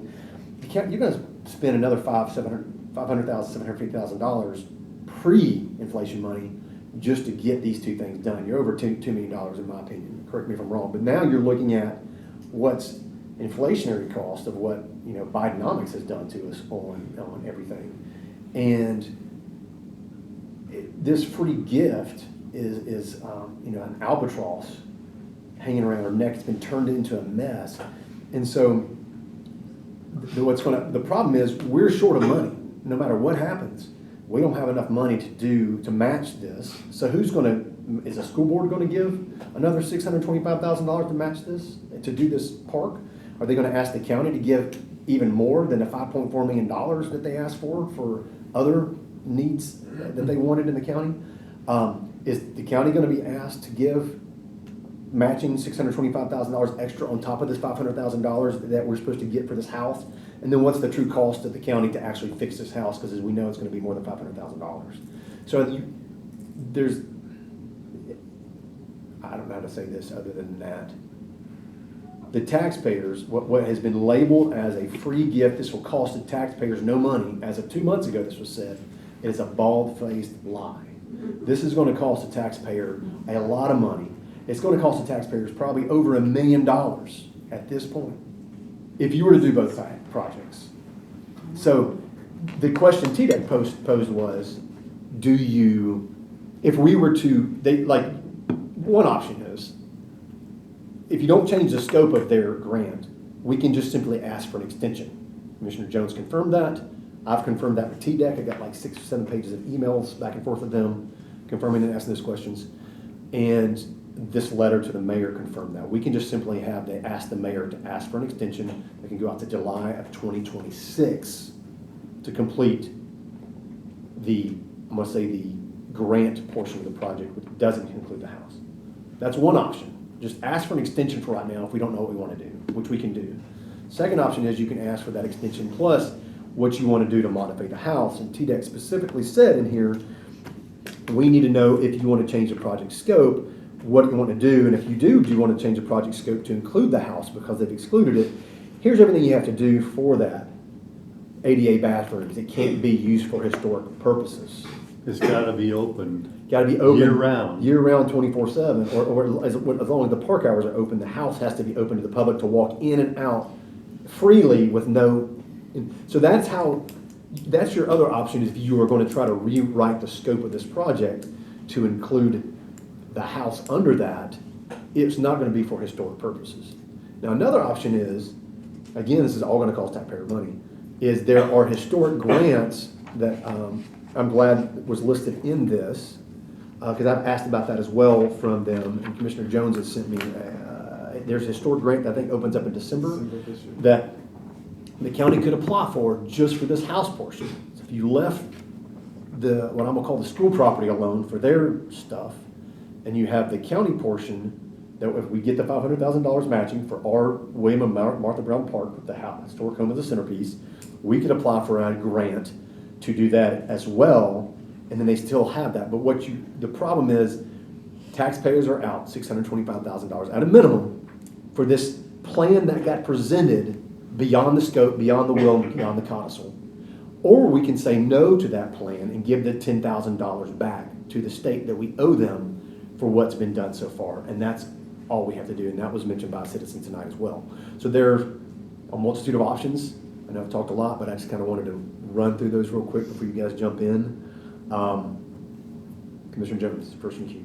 So, I originally was gravitating towards option 3, which was getting a grant for that house, because that's what should have been done originally, because that was what I read and interpreted, and what all the citizens that have talked to me has interpreted as Mr. Brown's intention. A nice little house with some park benches looking at the house, and a little park, peaceful little thing around the house.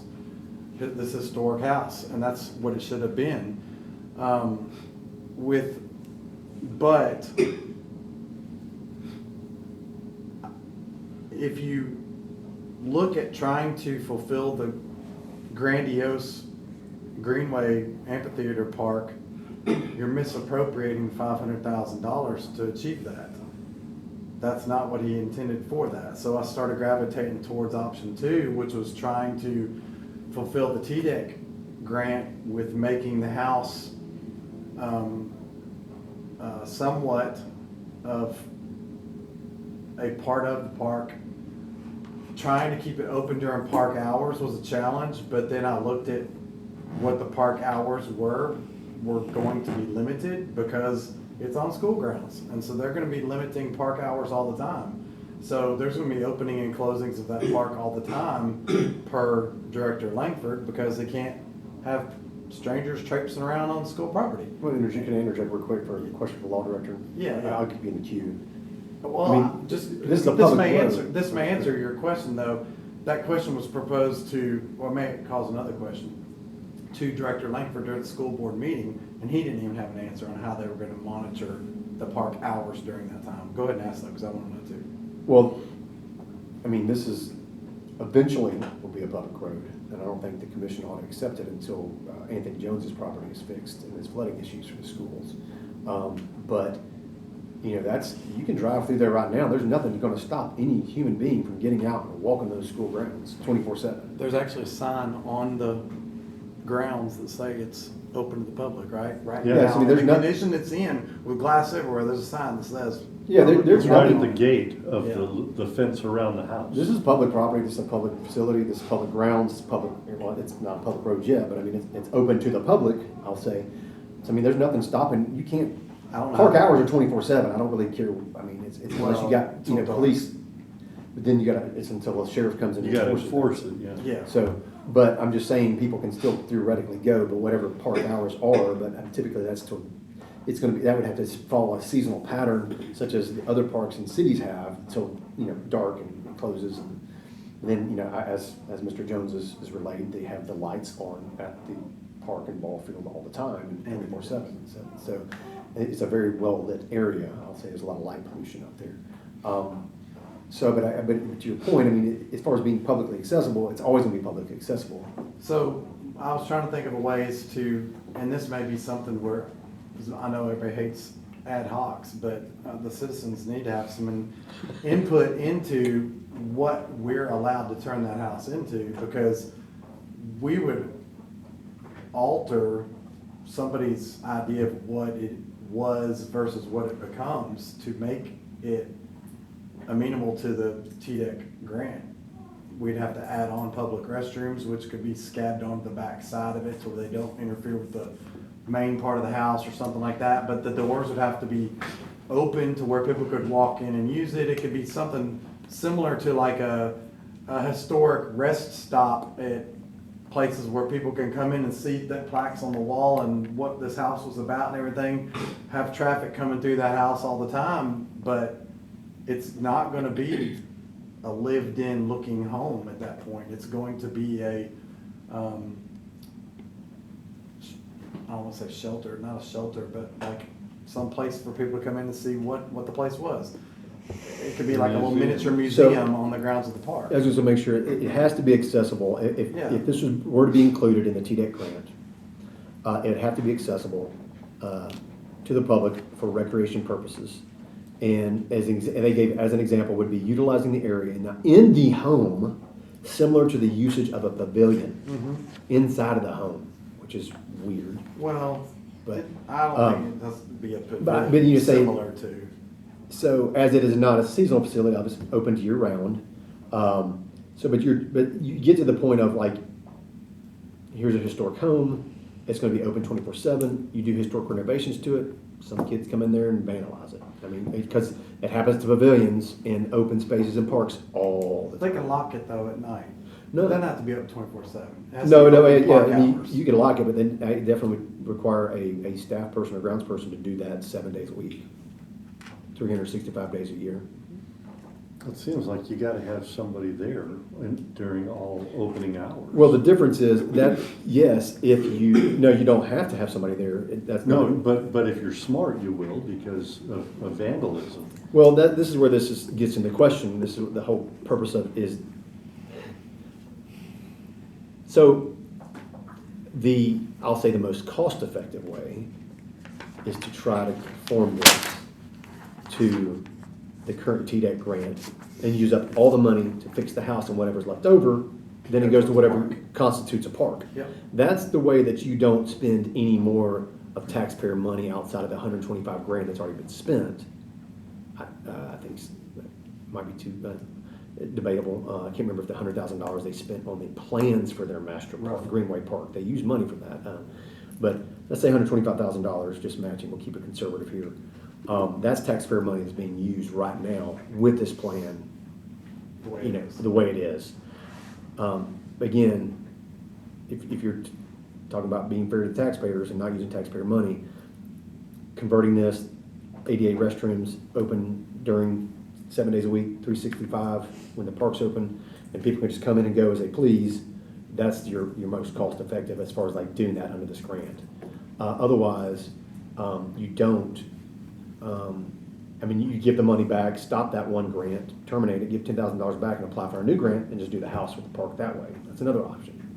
And then you're gonna have everybody, mad at you saying you hate children and puppies because you didn't do this grant. And we gave up $625,000 of taxpayer money. One is taxpayer money, it's not free. We're paying for that. So it's not free money. Everybody around the state's paying. Yeah, this is not free money.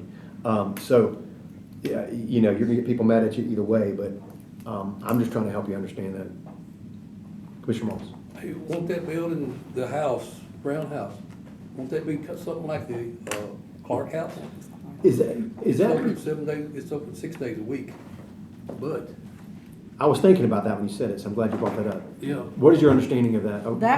That's my thought. That's when we're talking about this, the grant that the Douglas Clark House has a stipulation that it has to have a full-time employee for like 25 years. It is staffed, it is open when he's there. And then it does have restrooms that are close to it that are open all the time. Well, the restrooms are not as a part of the building though, right? No, it is off to the side. It's a different type of grant. So, It but is, that's a we're different comparing type apples of and oranges grant. here on those two But- because. But at the same time, I mean, I can see the benefits of that because it doesn't get destroyed and the integrity of that house stays what it was intended to be, you know, the Douglas Clark house. So I worry where we're at with the Brown house, that all the vandalism, if it's open 24/7 and there is nobody there, and I mean, I don't know how we get around that and keep it safe. And I don't know that we can. In my opinion, you're forcing a round peg into a square hole a little bit on this, because ideally, or I'll go ahead and let Mr. Lutterick. This seems to all be rather academic till we get the 500 grand. Fair. Then decisions can That's be fair. made. Well, no. Well, but this is Because going to the the full letter was- commission, they're trying to do something this month, because in October, Right, the and budget's to gonna try to comply. do something of just, I don't, So I I think it's don't good for- disagree, but nothing's been complied with in any of this, so I don't know what kind of decisions you're gonna make unless you account for the $500,000 never coming, and then what are you gonna do? I mean, We at least need to have some sort of plan, because the letter was proposed to us from the mayor of what he needed to do going forward as one of the names on the grant to answer their question of how we conform this into their grant to whether the grant's even viable anymore. We have to have some kind of an answer to know It if does, the grant's viable. but you can't use that 500 grand for this grant, is the problem, so you're gonna be doubling up your 500 grand. Why do you What- say we can't use it for this? Because it's very specific in this codicil what that's gotta be done with that money. That Well, that's money what we're needs to trying be to- sitting in a fund dedicated to this house. so to clarify, the commission technically legally can't move forward, or shouldn't, it would wrongfully move forward if they did, if they use that money right now, which they're planning on trying to leverage that $500,000 in this trust account, which is not supposed to be there, against this TDEC grant, which they can't do that. They gotta come up, end of the day, It would they be a gotta come up. separate appropriation of, I guess, what, general fund? Yeah, it would have to be, so, Here's the thing, they can, if they have the votes. It'd be wrong all day long, but they can. yeah. It'll be illegal all day long, but they can if nobody sues them. I don't disagree with you, but how's coming up with a plan now, changing that same scenario? Well, Trying I'm to gonna answer multiple So, questions. there's a letter on sent out by the four county mayor on slides. October the 2nd. Let me read this Yeah, there you letter. go. To Chairman Shope, he sent it to the entire county commission. I'm attaching the guidance letter from TDEC regarding the Brown House. Prior to requesting an extension, I will need a plan from the commission that outlines the renovation of the Brown House, including but not limited to a plan for how the house will be used for public recreation and staffed during normal business hours of the house and park. The letter provides a more detailed explanation. I look forward to the plan and will submit the request for an extension upon receipt. Several things, this letter didn't require full-time staffing, so that's, I mean, a little bit different here, but at the end of the day, regardless, we're presented, we've got this problem, we've got to solve it, whether we've got the money or not. I mean, right now, the simple thing is you don't approve anything, you don't move forward anything until we get the money, which I don't think needs to happen, and that's what the public has said they don't think needs to happen. I think everybody's in agreement with that until we get that $500,000. So if we're going to baby step this, my recommendation is that to request the county mayor to request an extension of the timeline, period, and just if we got to come back and make another request as far as a modification, I think that would be a second request. But I think at a minimum, the request needs to be made to TDEC to extend the timeline out to July 26 instead of July 25 for the completion of the project, which still gives us another month or two, if we wanted to do ad hoc, with citizens that have been speaking here tonight, to, especially the family members who are historians for the house, for goodness sake, to be involved of what that process could look like with the remediation and restoration. If we extended the timeline of that grant, simply that would give us time to actually apply for a matching grant for the historical aspect of it, and give us time as well. Does that make sense? I mean, I'm speaking of just the baby step of, hey, Mr. Mayor, I mean, all the stuff that is here is not correct. We don't have to do that. We can simply ask for an extension, and that can be that simple. And that was part of the letter. It's, again, the will of the commission and this committee, but it sounds to me like as we go through all of this, the commission's being asked to fix a problem it didn't create. Exactly. So you get the 500 grand, then everybody's on an equal footing to start negotiating the game plan here. But this thing's very specific about the park being permanently maintained by the county as with the house as the park centerpiece. So you've got to take that into account with this TDEC grant. Is what is the park centerpiece at that point in time? What is a centerpiece? You've got this amphitheater going in there. Is the amphitheater really the centerpiece? I don't know, but you talked about the square peg in a round hole. We didn't create the dimensions here. I understand, that's why we're trying to back this back out. Mr. Jones? I don't disagree with anything you said or what he's saying. And a lot of good work's been done by this committee to unravel all of this mess, and we've put the horse back in front of the cart. But none of this matters if somebody comes forward Monday night at the commission meeting and says, October's the day we said we were gonna bring this back, and we're gonna go ahead and pass this, and we're gonna keep going the way we've been going. And they just push it on through. If we don't do some kind of action to formulate a plan, they can keep on going the wrong way and plow through it. They still Anyway. can. I understand that, but wouldn't it be advisable to have a plan coming out of this committee? Mr. Moss? Okay, who's got the $500,000? The county mayor, John Isabel, County mayor. and the school director of schools, Scott Langford, has the money in an external banking account outside of the county's purview, and they are the trustees, and they are withholding those funds from the county. They are refusing to give the county that money, $500,000. They mixed it with the technology. We've been trying Why for can't we months. get this money, get this house started? We've been trying for We've been months. trying. They mixed it with the technology. We've been asking them to do that for 6 or 7 months. No, over a Well, year. over a year, but specifically. The man give $500,000. Why can't we get the money and do the house? Because Amen. the Well, trustees should be won't that do it simple. unless we. I wish the start county mayor were here party. tonight to ask that question, Yes. but he's not. So I mean, it'd be simple. That's why. The long and short of it is, Terry, they won't. They I mean, just we've flat done a out lot of refuse. things. I can't figure out how come we can't do this. I've seen it, we've done a lot of things. I've been on this thing for 2 years. I've seen us move a lot of things. And why can't we do this? Well, my understanding is outside of suing them, legally, we have no ramifications. We're the third county. Well, that's what we are. But Why can't we go in and get the money, get the house done? because they're an entity called trustees. Mr. Law Director, would you care to explain Yeah. for the public, for Commissioner Moss, just kind of how that, the The creation of the technology trust appointed the county mayor and the school director as the two trustees of this. There's one third-party tiebreaker, ironically, is me. But I don't see there ever being a need to break a tie. So, You're talking about for the technology For the trust, technology which is the second trust. part of the codicil. so this is a trust, an entity that this will create. Probably 95% of Mr. Brown's estate went into this trust. I want to say it was around $8 million.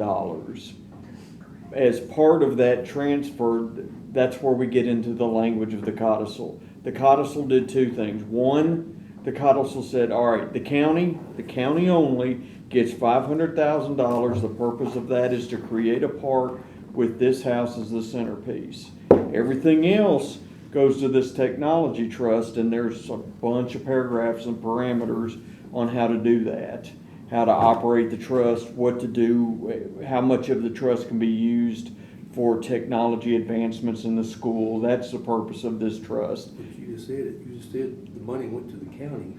No, put it it all didn't. in That's number the two. problem. It's supposed to.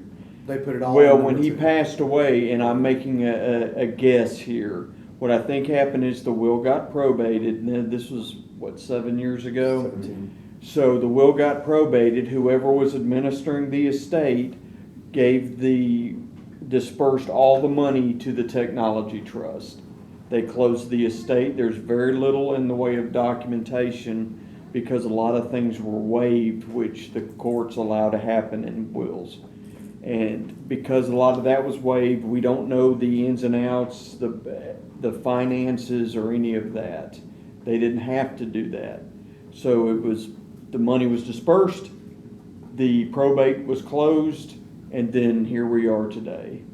The county never got the $500,000. The trust, we believe, got it as part of a total disbursement. They've been asked for the $500,000 for approximately a year now. And this resolution we talked about earlier would be a second demand for the money, and they have They ignore them, they won't answer. So this resolution that we voted on earlier is one, accepting the money from the state, and then that, on the back page, the last bit for the resolve is that, we demand that the trustees hand over the money and comply with the will and codicil and with the law. So, that's, I guess we'll have to figure out what happens after that. But it's really simple. The $500,000 needs to be handed over so we can get started on renovating this house immediately and creating the foundations for this park. But the money, I know we're just doing a circular zigzag. You can't do anything. Can I go look at this house? Can anybody Yeah. go? Yeah. Yes. Go. Yes. It's been boarded up, so you can't get inside of it or look inside the window at all. You can just go on the outside of it. For how many years? They just got boarded up in the past month. No, it's been there. boarded up. Oh, 7 years, sitting there at least 7 deteriorating for 7 years. I can imagine what the inside's gonna look like. I've been It's gotta be insides, falling. there's piles of trash and clothes and just nasty garbage everywhere. It just looks like whenever the estate sale was over, they left everything that didn't sell. It's just in But piles. those logs are beautiful. The log cabin logs are gorgeous. So, well, we've got one I'll just say, we've got one thing to ask for the money and to receive the money properly. At least we're getting on a right foot. That's step number one. Again, I know, but I'm just saying, this step had never been taken with this TCA 5-8-101. The county commission never properly did this. We're finally going back to the beginning and doing this. The problem's gonna come out. Commissioner Jones is right. Everybody's got this itchy trigger finger and thinks that we have to do something, and we don't have to do anything right now. That's the thing. My suggestion is, and I don't know if I need to make a motion to do this, and if I need to put forward a resolution requesting this of the county mayor, that he requests, he asked us for something, so I don't know what the proper way to formally ask it. He's not here, so to ask for an extension per TDEC's instructions, in which Commissioner Jones confirmed, I have confirmed, to just simply extend the timeline out for that one grant that this is holding up. Because the county technically applied for this grant, so it's still our mess, unfortunately, with this grant for this extraneous park. So the first thing that I think we can do is ask for an extension for that grant out for another year without any decisions being made at this point. Because once we get the money from that house, we can figure out, at least it gives us times for two things. For them to give us the $500,000, and it gives us time for us to apply for a historic grant and see what we can do with that, while we're kind of letting this grant go out for almost another year, for over another year. So you're extending the timeline pretty generously on this, in my opinion. And we don't know what's going to happen, again, with the economy, with our reserve funds that we need money for. Look at the natural disaster, the hurricane that came through and demolished eastern Tennessee and western North Carolina unexpectedly. We have hurricanes every winter now. Tornadoes every winter now, and we have freezing temperatures, and we have things disastrous here. What if something disastrous happened in Sumner County? Woe be it that tornado, that hurricane would have come through here, flooded our dams, Hendersonville's underwater. That easily could have happened. And that being said, all this money that people think we got, they're just wanting to just go out and blow on all this stuff. How about we save money for emergency fund for stuff that we might need to actually fix our own house, And so I think it gives us time with the grant extension, just extend it, keep it as it is, extend it. Gives us time to get the money from the trustees. Gives us time to, I think, would go for a historical grant, and then the county or the school board can figure out if they want to come up with close to $1 million extra of taxpayer money for this Greenway Amphitheater Park. That's kind of where I see this stuff. Is that in the form of a motion? I'm just kind of throwing it out there. It's not a motion yet, but Okay, well, while it's percolating, I want to add to something else. that Mayor Isbell, in the request of the extension, also add at least the head of General Operations Committee on the list of people who the grant people could talk to about the grant, so that you're getting all the updated information of everything that they're talking about. We need to know who else is on the list of people that they're allowed to talk to, and add somebody who's supposed to be on there as probably the main person, at least as an extra person. I would probably add the law director to that. The law director and the head of general operations. This should have started in general operations. It's gonna end up in general operations. We're gonna have a lot of say-so in what happens with this house and or park. We need to be in communications with it. Commissioner Klein? Yeah, what we were just discussing, and his point is very accurate. And part of this, I was thinking this anyway, I don't see that this grant is going to apply to this house at all. They're just too far apart. So if we're gonna get a grant, it's gonna be an historic grant. We're being pressed in a corner here by the mayor to say, hey, you gotta give me some direction so I can do whatever. We just say, give us the money and we'll give you your direction. Yeah, I mean, that's an option. But, I mean. Because we have options right now. We're reversing the cards on it. Because we don't even know what we can do, and he's forcing, once again, the sky is falling, Chicken Little. It's always falling, and it's Chicken Little. And I personally, I'm willing to walk from the grant. You're right, it's still public money. You know, yes, so the rest of the country is providing the 625,000 here. We're providing 625 somewhere else. It's all public money regardless. So I'm willing to say, forget the grant. Just give us the $500,000 and we'll do what the codicil said to do. We'll find another grant to apply for. Yeah. I'm fine with that. Just understanding. Full commission, 13 votes. They can do whatever they want. So it might just be barreling ahead and just without caring. I don't know. Well, we've got family members who have already stated in public that they will sue. Yeah. So, well, so I guess to wrap this up, I would like to have an action item at a minimum, I think, of us making a motion to pursue a historic grant for this house while we're waiting for this, receive this money to see what happens. If there's no objection for that, because we know it's available, we know it opens up in December, and time is, I mean, it's October, so we need to, something happen now. do we run that through David Long? Mr. Law Director, what, Where's our grant writer? the grant writer was moved to the finance department's Yeah, so purview, so. It's all through David right now, yes. So it would go to, so I would make a motion to instruct the grant writer to apply and seek out historic grants for the restoration of the Brown home and what's available, based on the letter from TDEC. That's my motion. That we'd instruct the grant writer to pursue historic grants that are available and opening up in December of 2024. They open up to seek those out and apply for them, to use the $500,000 that we're supposed to have, Right. and use that as a match for The grant. the grants. That'd be my motion. To instruct the grant writer to pursue a historic preservation grant for the Brown home with matching dollars coming from the $500,000 from the Brown estate. Second.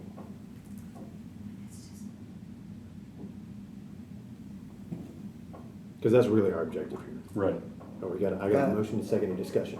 That also kind of puts things in perspective for those that are gonna vote undo this action. They would have to vote to undo this action and take that money and misappropriate it to use it for what they're trying to do with it now, which we've all deemed here is wrong. So I like that because it does put direction towards the $500,000 to where it should be to preserve the home. I like that. As a point of understanding, the guy who has been working at the Douglas Clark House, is he paid by, Through the grant. Through the grant? through the grant? He's paid through the grant. I don't know why I thought it was, And that's a total. Tourism handles it. tourism. Yeah. But tourism doesn't pay him. It's in the budget, I think. The grant may give it to tourism, they may allow I it to think him, maybe. they- I don't know. County don't pay. No, county doesn't. No, tourism does, and I think actually tourism pays him. Which is coming from a grant, but obviously, to Commissioner Moss's point, if we're able to do this, leverage $500,000 that we're supposed to, when we get it, towards a historic preservation grant, that then this could be truly used as a historic preservation site with somebody there staffed for education, for the public coming in and reviewing, tours, et cetera, et cetera, et cetera. And it's not something that's publicly open and accessible to vandalism and just misuse for something it wasn't intended for, is to be an inside pavilion, which is bizarre. Well, you gotta have cameras down there too. Correct. We'd want to have that anyway, even in the, if it. Inside and out. But, for sure. Does that make sense? So that was my motion. I think that, is that any, No, I just want to be clear, this was 7 through 10 merged to discuss. Is this addressing a specific item? Is this I'm addressing- standalone? well, right now, I guess, under the TDEC guidance letter, this would technically be under that when I'm making the motion. Okay. Because the TDEC guidance letter does mention the historical preservation grants in it. When you look at it, they do mention it. And so that's on page 112 of the letter from TDEC, which they've mentioned to myself and Commissioner Jones as well. So that's my motion, to instructing the grant writer to pursue the historic, some type of historic preservation grant.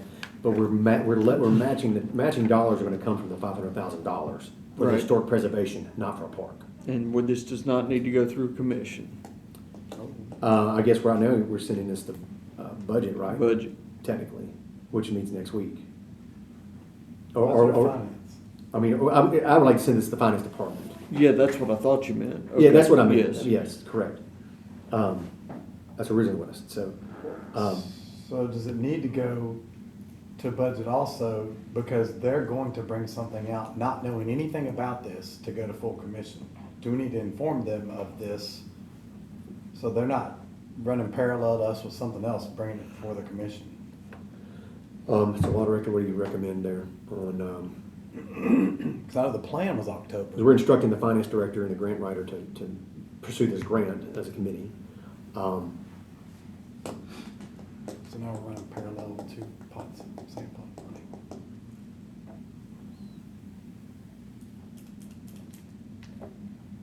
I mean, we could send it straight to finance, but I can put it as an informational docketing for budgets. Why don't we do that, Meeting. Doctor? Because like, I'm not asking anybody's permission to do this. We're sending, I mean, we're sending to Okay. the finance director and asking them to pursue it. Because this is, getting this going. Obviously, it'll end up in budget anyway, because it's gonna be a grant contract and appropriation. This is just research. And it also it's gonna go to legislative as well, But when because do it's we- a grant contract and we've got to approve it before it goes. Or I guess, more importantly, should we send this to legislative, and get approval for sending it, asking for a grant? We don't know what's out there to Okay, send to so it's nothing, legislative. we gotta wait, it would come to legislative technically, after we They find found out. out, okay. Yeah. That seems, so, When does finance meet? Order of, he's talking about the finance department, Tim, not the town finance committee. gotcha. All right, any questions on my motion? Would you mind restating what you have for my motion, Mr. Walter? Instruct grant writers to seek historic grants for Brown House with $500,000 we are to receive as part of a matching grant. That's what I've got. Part of what we're to receive And to be, I guess it would be to apply towards a matching grant. Yeah. So, yeah, to apply towards a matching grant. Yeah, I mean, any questions on that or any clear as mud on that? Is that the best way it could be stated? Well, we'll figure it out. I mean, he's just writing it down. Yeah, it's going to finance. I'll Yeah. pull David aside tomorrow and go over all this with him. Okay. So, and then with that, you're going to basically, as a courtesy to the finance director for the budget committee, as a docketing item to let them know what we did. Yes. Mr. Klein will be there next week as well to explain that. Yes. On behalf of the committee as a budget member. So I think that'd be a wise idea to docket them for what our intentions are. I've got that down as well. I'll second that. I already seconded. Oh, we got Like a motion, got a 10 second by minutes ago. Commissioner Miller. Any further questions? All in favor, say aye. Aye. Any opposed? All right, motion carries unanimously. All right, I think that closes out the Brown House, Will Cottlesville and Park. Is there anything on E 1 through 10 that's going to old business? Well, I think we need to keep, Right? well, one, we're sending the full commission. Do we want it to come back though, just depending on how it goes? I think we need to keep the, especially items 7 through 10 on old business, because it deals with these grants in this park, and Leave it on. so, I mean, I'm fine leaving it all on, but I mean, it's. I don't care, I just was gonna clean it up. I know, it would cut down a little bit on the volume, which I'm fine. If you guys are okay, I'm okay of removing items 1, 2, 3, 4, 5, and 6. You guys okay with that? Yeah. And we'll keep items 7, 8, 9, and 10 as old business under this. Because technically, we still have the issue of, we don't know what the budget or the full commission is gonna do with this grant that's sitting out there inappropriately leveraging money that they don't have. To that point though, if, depending on how the commission goes with this resolution, will we need to revisit one? Well, as always, and I Yeah, didn't call back it on. new business, yes. Okay. So no big deal. All right. Item F, post office and Draper House, page 114 through 15, Commissioner Klein. I think we already talked about it. Okay, great. Item G, groundskeeping for county buildings. I don't know if that's anything, we don't have an attachment for that. Well, it's This was- really something for the mayor. All right, so we'll keep that on old business. Yeah. Item G. Item H, using courtroom in Smith Street building on temporary basis. I'm gonna group that with item I. And I don't know, we haven't done our tour yet because we couldn't do it before you went out of country for 2 weeks and just got back last Thursday Right, night. right. Friday morning, whatever. And so now, I think we can, as a committee, find a time later this month or 1st of November, Yeah. to The sooner do the item better. H and I. So maybe, Talk about an So- hour through email or phone call. let's just figure it out offline because we'll respond to the email that we're all on with the mayor and the law director and the Yeah. sheriff on being able to get access. What's a good time for us to meet? Let me ask you this, I mean, it's better for you what time of day? Like 4 PM? Can you do? like, After 4, yeah. After 4, like 4:30? Yeah. 4:15? 4:30, I can do 4:30. Can you do 4:15? If I have to, yeah. All right. The goal would be to end of the business day at 4:15 PM, whatever day of the week we do it. And we present to them, they don't present to us. Keep in mind, you'll need access. Well, so I'm saying that it's, John and Sheriff. yeah, I'm gonna present like, so what days of the week are good? Like, next week, Columbus Day. I'm out next week. Okay, next week's a bad week. I mean, let's just go ahead and, since we're all sitting at the table. Get your calendar, let's just see. The 18th is. So the full 14th commission and meets the 18th. week of the 21st. So we could do it sometime that week, 22nd, 23rd, 24th, 25th. I'm out of town that whole week. Well, So, well, we're all gonna always be in town, so. right, I'm just saying. Or the week of the 28th, 29th, 30th, and 31st. We got 2 weeks, we need to do it sometime the week of the 21st or the week of the 28th of October. Because Gen Ops is that next Monday. I'm good anytime. Good, yeah, so Commissioner Moss is good. I can't do Monday. I can't do the 28th. That's fine. No, I'm I pretty- can't. I'm pretty Obviously open. can't do Thursday. I'm pretty open all day Why except not? for 15. Because it's Halloween. Who Some cares? people celebrate. I'm not. Well, Doesn't matter to me. but- Eric's Well, out we're doing kids. this- John's not gonna do it on Halloween. okay, well, That's we what could I'm do it, saying. we could do it Wednesday the 23rd. We could do it Wednesday the 30th. Is a Wednesday night objectable to anybody? No. Okay. So maybe we try to aim for Wednesday the 23rd, or maybe Thursday the 24th if necessary. I can do either of those. 23rd, 24th are open. All right, I'm just gonna make a note. Doesn't work for me. Deborah's on that. It's okay. I know. I can do It's all right, 25th whatever. too. 23rd, 24th, or They're 25th. not gonna do it on They're not gonna do it on Fridays. Friday. I can leave work early. All right, I'll put that down. Or we'll say the 29th or 30th. either way. Okay. Yes. All right. 4:15. We'll try to see. I might just give them a call or something, or I'm gonna email, just ask like which one of these. I'm gonna put 4:15. So just old business, those two? Yes, definitely, because we haven't done anything with them. All right.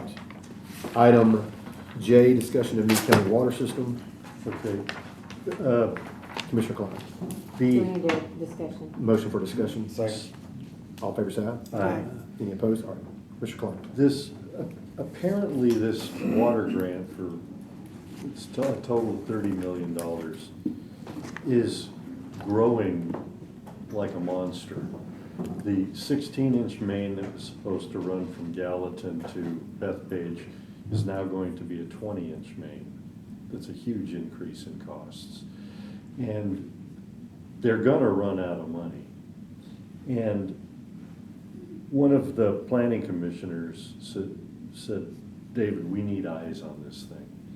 And I agree with him, but we talked to legal, and we had no right to, except that I saw that in the mayor's report, they're meeting every 2 weeks. Can we not go to those meetings? Well, they're using ARPA funds. They're using $10 million of ARPA funds, so yes. I would think this is public knowledge stuff, and why? Those should be open meetings, yes. So my encouragement would be to you is to get with we'll task you, Commissioner Klein, Okay. as well as any planning commissioners that might want to join, to find out when these meetings are, and so that you can go and attend. Because Okay. I mean, they are using, this is the mayor's report, the SWIG grant non-competitive. Now, I have some other things that this planning commissioner came up with that I can address with Mr. Sittler. I mean, is there anything you want to say right now, or just inform the committee that's helpful, other than the increased capacity, which is, we all know is for development? Well, the other one changed also, both lines did, right? The what? The 16 changed to a 20 and the 18 changed to a 24 or Yeah, something, right? They both changed. Yeah, yeah, it's just, it's getting out of control, and the whole intent is to build capacity for Development. and the incredible growth we're, anticipating, and that was not the intent for the money. The money was not, I mean, that's what we fought, and that's why it was taken out Well, of our. that was the intent for some people. Can we Yeah, for refresh some people. memories on this? No. Refresh members on what? Like how much money we have invested in this or grant? $10 million. We approved. The county. $10 million of ARPA funds. We appropriate $10 million of ARPA funds towards it, but we have no say-so on anything after that. We gave money towards, and they can change the parameters at whim. The mayor, I believe the mayor in Gallatin, didn't they push this through? I think they're lead dog in this. Yeah, he took it out of, we were the original. Yeah, so the county's, signatory. it's outside the county's purview. There's nothing we can do about this. We gave county money towards it. Yeah, $10 million. Then why does having eyes on it gonna help? Do we just need to walk away? Well, we help? can, Just so you know. Well, it affects development, it affects the planning commission Information. issues and information, it Just for affects, public In information. future asks, I would imagine. and for future asks. Like, it's like, why is the scope increased? Well, you increase the size of the water lines or the lines extensively. So when do they come ask for more money when it runs out? Okay, I just wanna know. All right, I don't think there's anything else to do on this one, so. yeah, I well, don't know. that Do you want to, I'm going to remove this from old business Okay. without objection, unless you want to keep, I don't think we need to keep it under old business tonight. Well, if he's gonna have eyes on, is he gonna make a report to us? Add it to new business. Yes, we're going to do that. I mean, Okay. does So that when sound you fair? find something, just First meeting's at Commissioner 2 Klein. weeks. Hold on. Hey, David. Yeah, So I'm going to remove this from old business. yeah, that's fine. Okay. That's fine. when I'll you bird find dog it something, we myself. just ask him to add it for a Yep. report type Yep. thing. Yep. All right, new business, reserve parking at administration building, item new A. This was a request from Chairman Hyde. And so I'm going to skip this one because this was, he needs to speak to this. So we're going to move this to old business. So the reserve parking administration is going to go to old. Item B, markings and signage for new parking garage. Motion for discussion. Motion discussed. Motion by Commissioner Second. Jones, second by Commissioner Miller. All in favor, say aye. Aye. Any opposed? All right, floor is open. What is the current status? Do we Uh, not have any? Well, it's got very little and it's fairly pathetic. You need to be calling them. And so I I don't, looked at it. I don't know what legally needs to be in there, but I think this was something that Commissioner Boyd asked me to bring up. For the markings and signage for the new parking? Yeah, because nobody knows what to do and she's gone. Okay. The county mayor's not here, so Right. he didn't want to instruct on this. You know what, I can dig into it. So do you want to keep this under old business, or I can remove Yeah, it? keep it under old All right, we're going to business. move this to old business as well. Final item is C, motion to discuss. Motion discussed. Motion by Second. Commissioner Jones, second by Commissioner Miller. All in favor, say aye. Aye. Any opposed? Anybody in the queue? Commissioner Jones? What is the status of the courthouse AEDs? Somebody tell me something about it, like are we lacking or? I'm gonna redirect that question to the law director. And we do have a handout that was added, or I guess for the Zoll for those.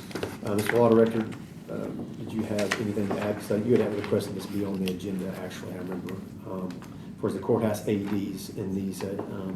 Yeah, there was some, What were we needed? there was some questioning about whether the AEDs had been part of the original plan when the courthouse was being developed and furnished and everything.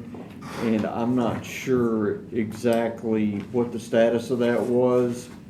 I do know that to meet the AED request that the opioid committee has some funds they think they can use. Oh, yeah, that's right. To get those installed in it. Well, Wait, what are AEDs? I'm gonna ask a really dumb The question. The heart Defibrillators. defibrillators. okay, so what would have Automated electro. potentially saved Mo Taylor's defibrillator, life? Something like that. Right. Well, we had them put in all the Sheriff squad cars, right? I got two. So, Okay. hold on, let's come back in. So I'll make a recommendation to send a budget, I'll make a motion, that Second. we recommend that tribal funds be used, that I think there's around $70,000 from those tribal funds be used for these courthouse AEDs, for the funding mechanism for it. That's my motion. Second. All right, I got a motion and a second. Do we have any other for discussion? Could you just explain tribal funds? Tribal funds is a grant that the county's gotten and that can be used for anything. And Commissioner Boyd had earmarked and tagged this as something that could be used for that purpose, and I think it's a great idea. So not opioid. No, this is called tribal funds. So that was my motion. We got a second. Any further discussion? All in favor say aye. Aye. Any opposed? All right, one more motion. Second. All in favor say aye. Any Aye. opposed? Meeting adjourned. Can anybody tell me when